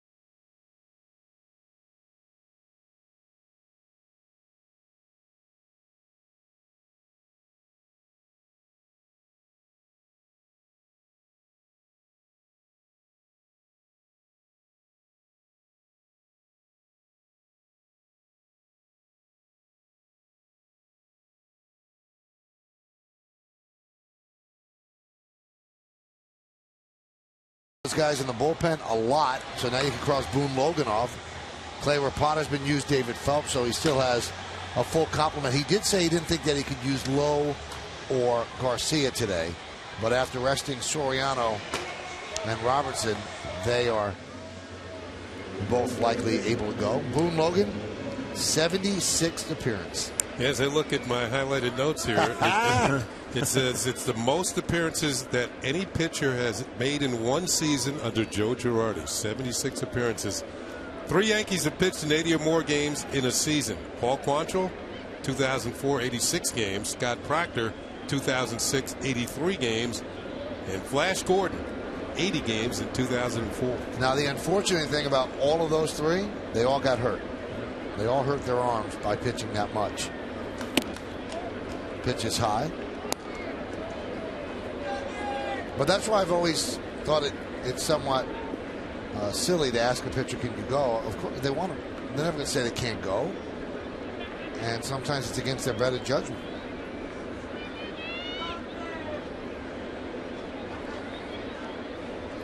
The 1-0. 1-1 to Pennington.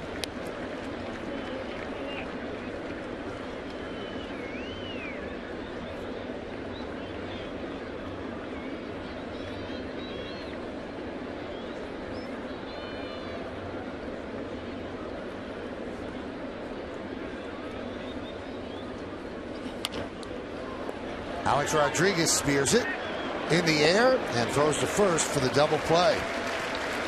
So that will do it as Logan comes on and gets the job done by getting Pennington to line into a 5-3 double play. Caught it in the air and then said, you're out at first base. Russell Martin leads off.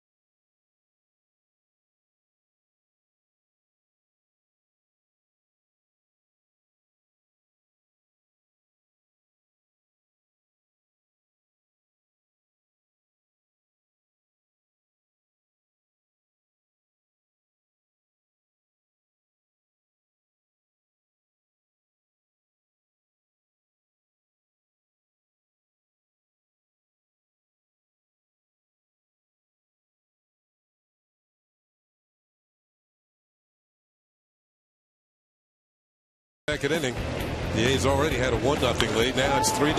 Pennington with a home run, his 6th of the year.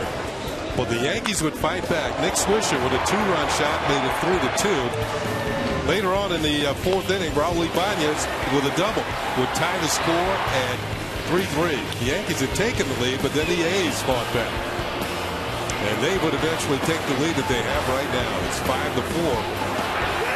Oakland leading the Yankees.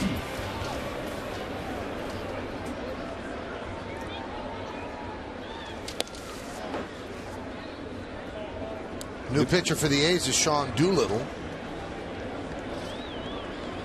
And he deals a ball to Russell Martin. Doolittle took the loss in the opening game of this series.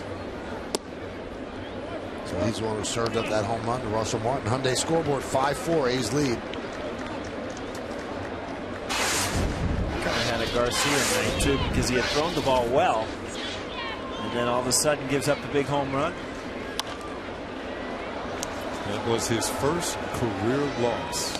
Wow. Never forget that one on a walk-off.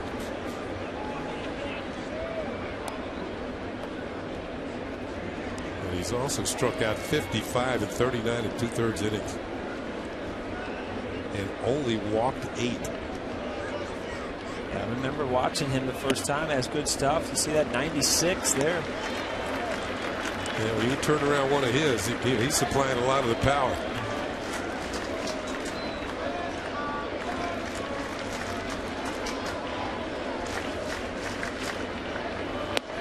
There's a strike.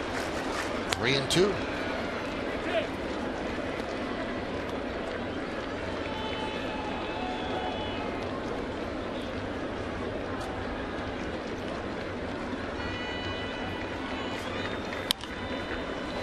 Foul away again.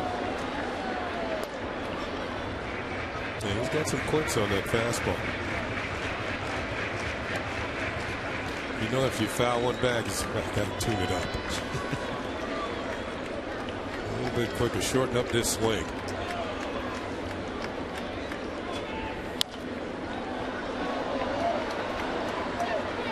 That might go to the same fan, same spot, same pitch, same foul ball.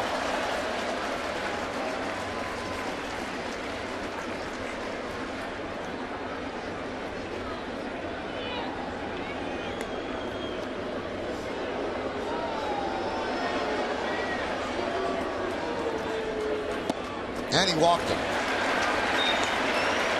So the tying runners on base for the Yankees in the bottom of the 8th. Yeah, we just got through saying he didn't walk many. He walks the first guy he faces. I think he saw that Russell Martin up there. He said, I remember what happened the other night. Can't groove one. Pinch runner. So Dickerson will pinch run.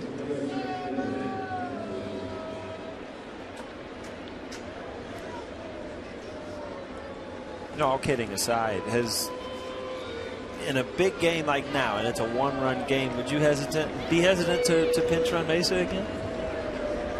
To do it? Huh? After what happened yesterday? I mean, it's a young kid. You can't hold him responsible for mistakes sometimes.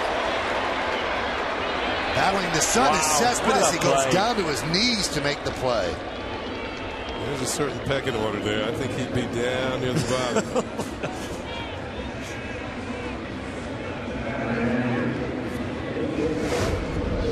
There it is. What Paul and Michael are talking about. Hanging in there. Sunglass. You can see the sun reflecting off the glass. Down to one knee, and Cespedes hauls it in.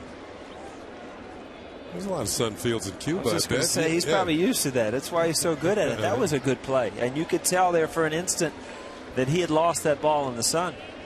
He was battling.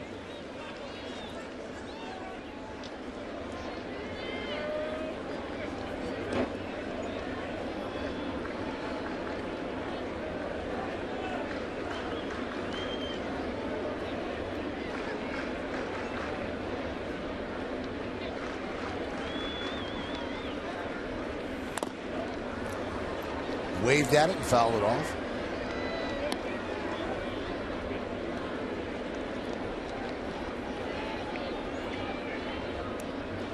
Crowd of 43,867 here at the stadium.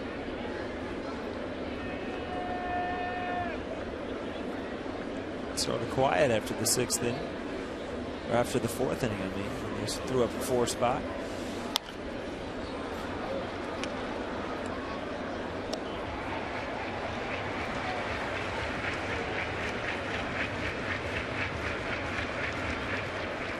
Nunez is one of those type of hitters that anything he can reach, he's going after.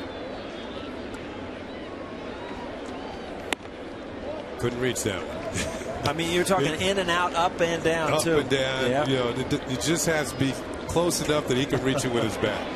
If it's that far away and he can't reach it, it is well outside the strike zone.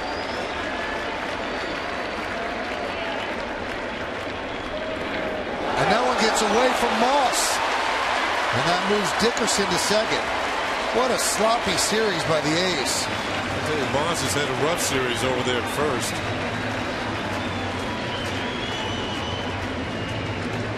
He could have been charged. I thought he should have been charged with an error on the ball that Jeter hit instead of the second baseman. Here's a throw in the dirt, and he can't come up with it. Dickerson, of course, has a very good speed. He gets back easily, but then the throw gets away, eludes Moss, and Dickerson's going to set sail for second base. You got to block this ball like a catcher. Just get in front of it. Anything you can do. And they give Moss the error. Bob Melvin's so good at holding his emotions back. I mean, that'd be so hard as a manager not just to see plays like that and show what you really feel, but as a manager, that's keeps everybody calm. You don't. You think Moss should have gotten that? The ball was in the dirt. You understand what I mean? Yeah, it wasn't far in the dirt, though. Okay. I mean, somebody needs an error. I don't know who you give it to, but can you split it? That's right. It's a half. That was the best swing of the at-bat for Nunez.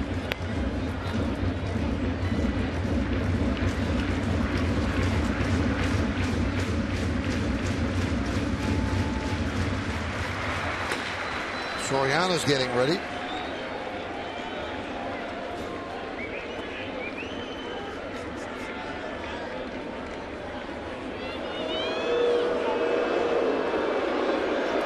Middle infielders there. You see Drew at short, Pennington at second. They're doing all they can. They know Dickerson has speed. They're trying to hold him as closely as possible. But what happens is that also opens up the holes a little bit too for Nunez.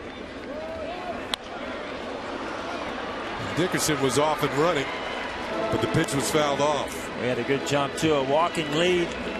It's a base stealer. That's the one thing you want. You see the middle infielders right. Nobody holding them on. Been a good stolen base there. See the middle infielders now talking for the A's. That can't happen in this situation.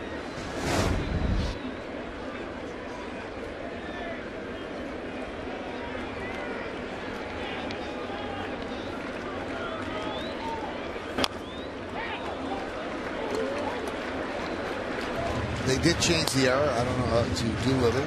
That's what I thought. Now again, I should have trusted my judgment. But you have the whiteout. Yeah, I do. It's always a backup.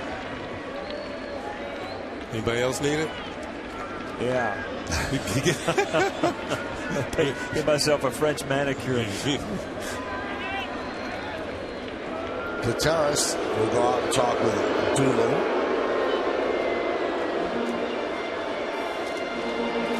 This copyrighted telecast presented by authority of the New York Yankees and may not be reproduced or retransmitted in any form. The accounts and descriptions of this game may not be disseminated without the express written consent of the New York Yankees.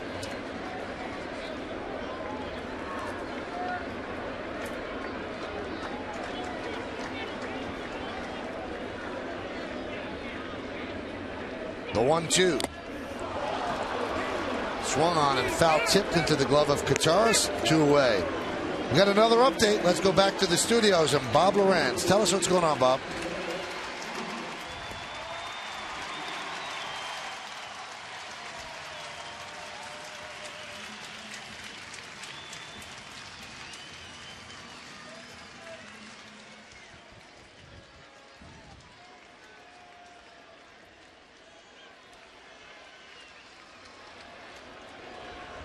Thank you, Bob. We'll hear more from Bob and Jack and Meredith as we move along. And on the postgame, here's Derek Jeter, fouled away.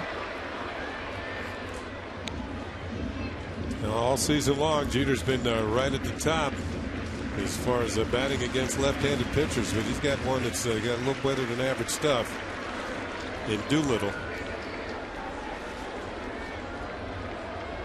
Derek 2 for 3 with a walk. Kind of a weird one hopper to short, and Jeter is out, and that will do it here in the 8th. No runs, no hits, 1 error, and 1 man left. We go to the 9th. The A's are up by 1.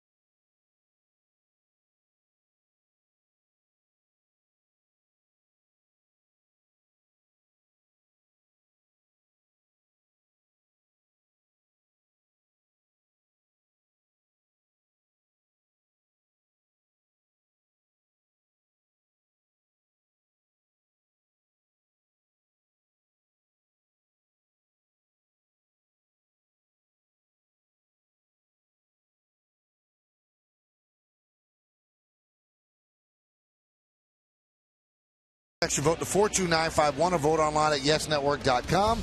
Today's candidates are Cliff Pennington, Yoenis Cespedes, Nick Swisher, or Raul Ibanez. Vote now, make your voice heard. Standard text messaging rates apply. Yankees would love to grab this game. They'd finally be able to build up a 2-game lead over the Orioles. Bob told you moments ago that the Orioles have lost to the Boston Red Sox, so they're out by a game and a half. And if the Yankees can come back and win this, it would be 2 with just 10 games left to go. Drew against Logan. 0-1.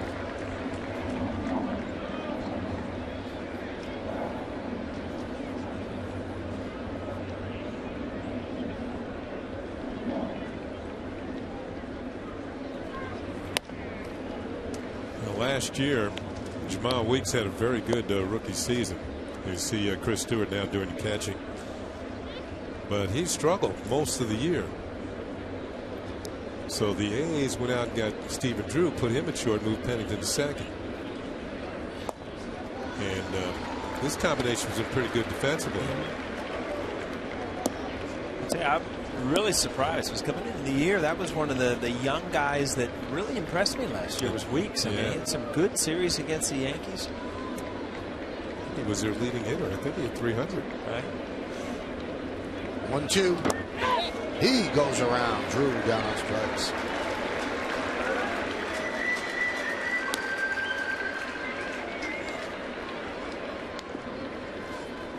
Well, after the final out, stick around for the WB Mason postgame as Bob Lorenz and Jack Curry wrap up today's series finale and get the latest news on the developing playoff picture. Plus, Meredith Marakovitz is in the clubhouse with the team's reaction.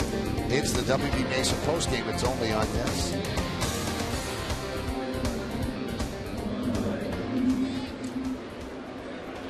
Well, we were just speaking about him. Here he comes, making his first appearance of the series. Jamal Weeks.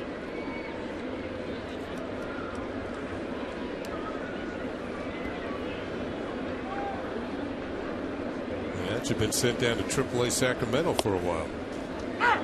Just like everybody else on this team.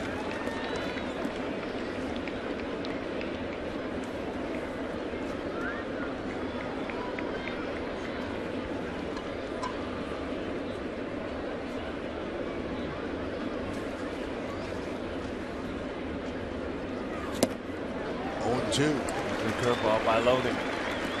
Weeks is a first-round draft pick, 2008.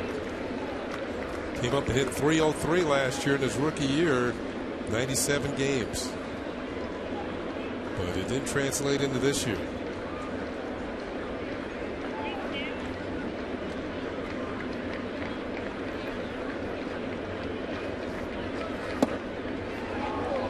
Count 1-2.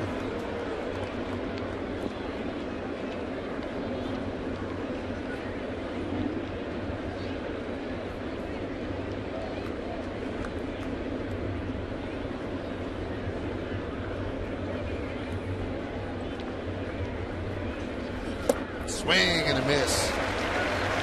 Logan strikes out Weeks. From what I saw last year and what I saw in one at bat, you see that front shoulder just flying open. He looks like he's trying to pull everything. Last year he used the whole field, slapped the ball to right field a lot, used his speed. Switch hitter. Well, Logan does a good job for Girardi. He tells him that, so Girardi's going to call on a right-hander to try to get Cespedes and get the final out of the top of the 9th inning.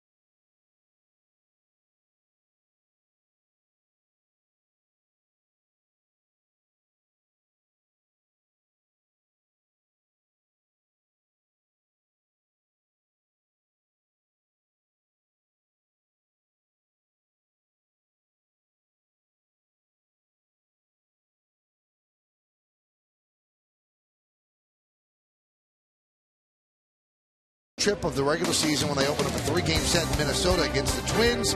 Coverage will start at 7:30 with the Tri-State Ford pregame, and then John Flaherty will join me at Target Field for all the action, only on Yes.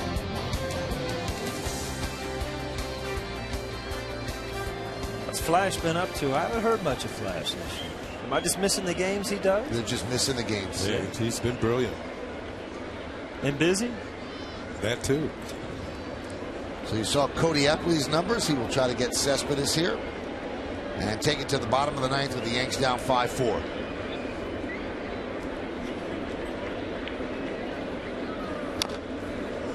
Oh, 1.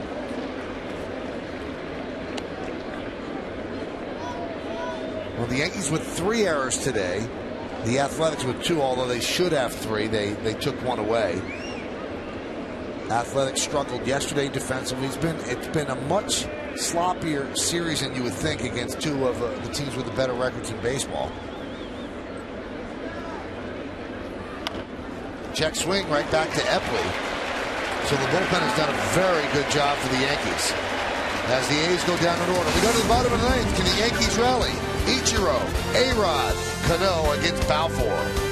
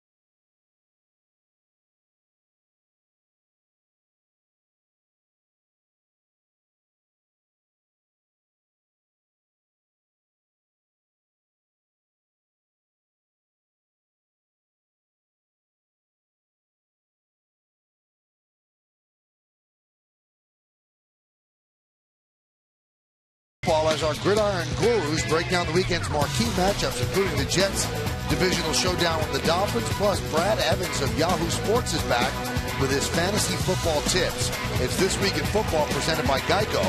That's Tuesday at 8, only on Yes. Here's Balfour trying to pick up his 20th save and his 22nd opportunity, and he's going to have to earn it. Ichiro, A-Rod, and Cano coming up in the bottom of the ninth for the Yanks. The A's have made some changes defensively behind Balfour, and comes on to try and close this one out. As Ichiro is going to lead it off. He has 1 hit today. New first baseman, and first baseman Moss has moved out to left field. Derek Barton's at first. There's Barton. I guess I thought it was a good idea to get Moss up first, but he does take over and left. Since returning to the closer's role on August 11th, Balfour is a perfect 12 for 12.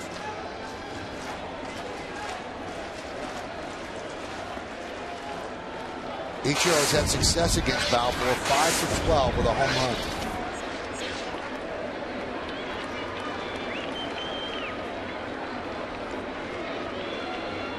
So the Yankees trying for the sweep. It comes down to the bottom of the ninth inning. All 3 games have been one-run affairs. Yankees won 2-1 on Friday. They won 10-9 yesterday, both of them in extra innings. The last 7 games between these two teams have all been one-run games. Yankees swept the first 3 in Oakland earlier in the year. Then right after the All-Star break, they lost 4 in a row to Oakland, all one-run affairs. And now they're trying to sweep these 3 in New York.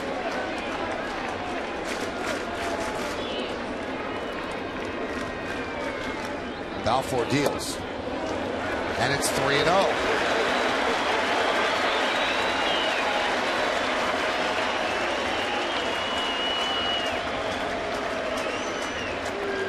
A-Rod is on deck.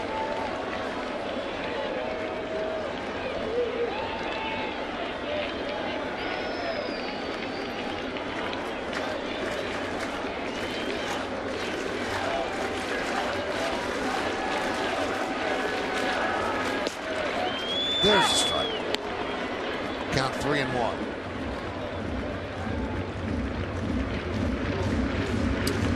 Times in these situations, each will only look for pitch in a certain area on the middle end, and he will spin on it.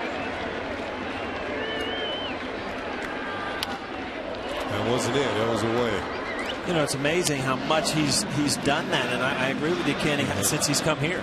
In Seattle, there was no reason to do it. I mean, you've got the short right field fence here. Seattle, a big ballpark. He played to his strength, really, where he could slap the ball in the gaps and run.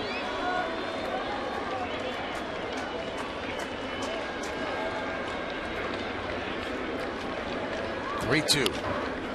Served to left field. Moss on the run, and he makes the play for the first out. Let's see how they went about it with the pitch-by-pitch brought to you by Mazda. Yeah, the sequence of pitches here. Balfour falls behind right away. Fastball up and away from the ball. He's throwing pretty hard. Just missed.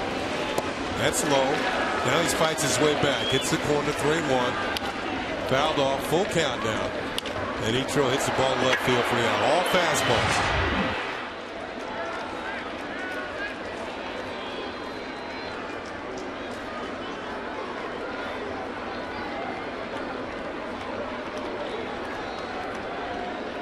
Here's A-Rod.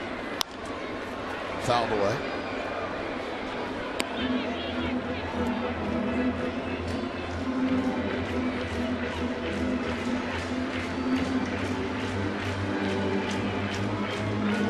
Alex 1 for 12 against Balfour, and he's 0 for 4 today.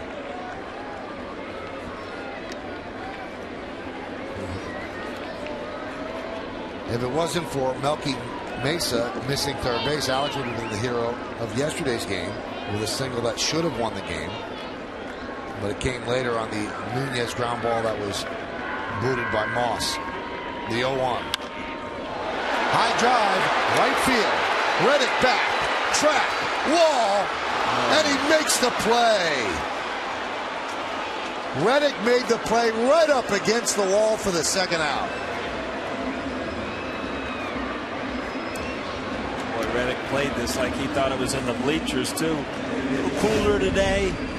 Ball's not carrying quite as well.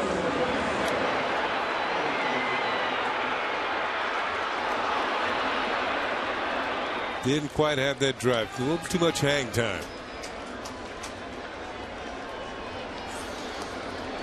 Balfour breathes a sigh of relief. So now it comes down to Cano. And a strike.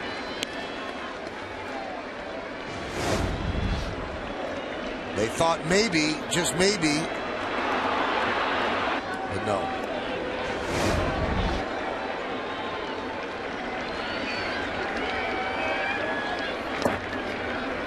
Count 1-1. Yankees are used to close games. 20 of their last 28 games have been decided by 2 runs or less. Alex thought it might be gone, hoping it was gone, realizing it wasn't. And by the way, in the 28 games we just mentioned, 14-14 in those games. Now down to their final strike. Yeah, that's maybe his best swing of the day. Yeah, he got a hanging breaking ball, and his Balfour really got away with one here.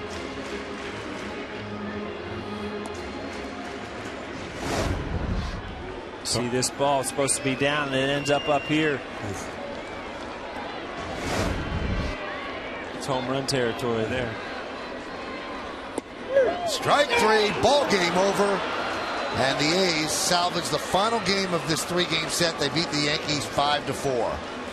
The Yankees didn't like the strike zone of Estabrook for the entire game, and Cano did not like that called third strike. Stick around for the post-game show to find out who's today's Chevy player of the game. Let's see how close it was. Pretty close.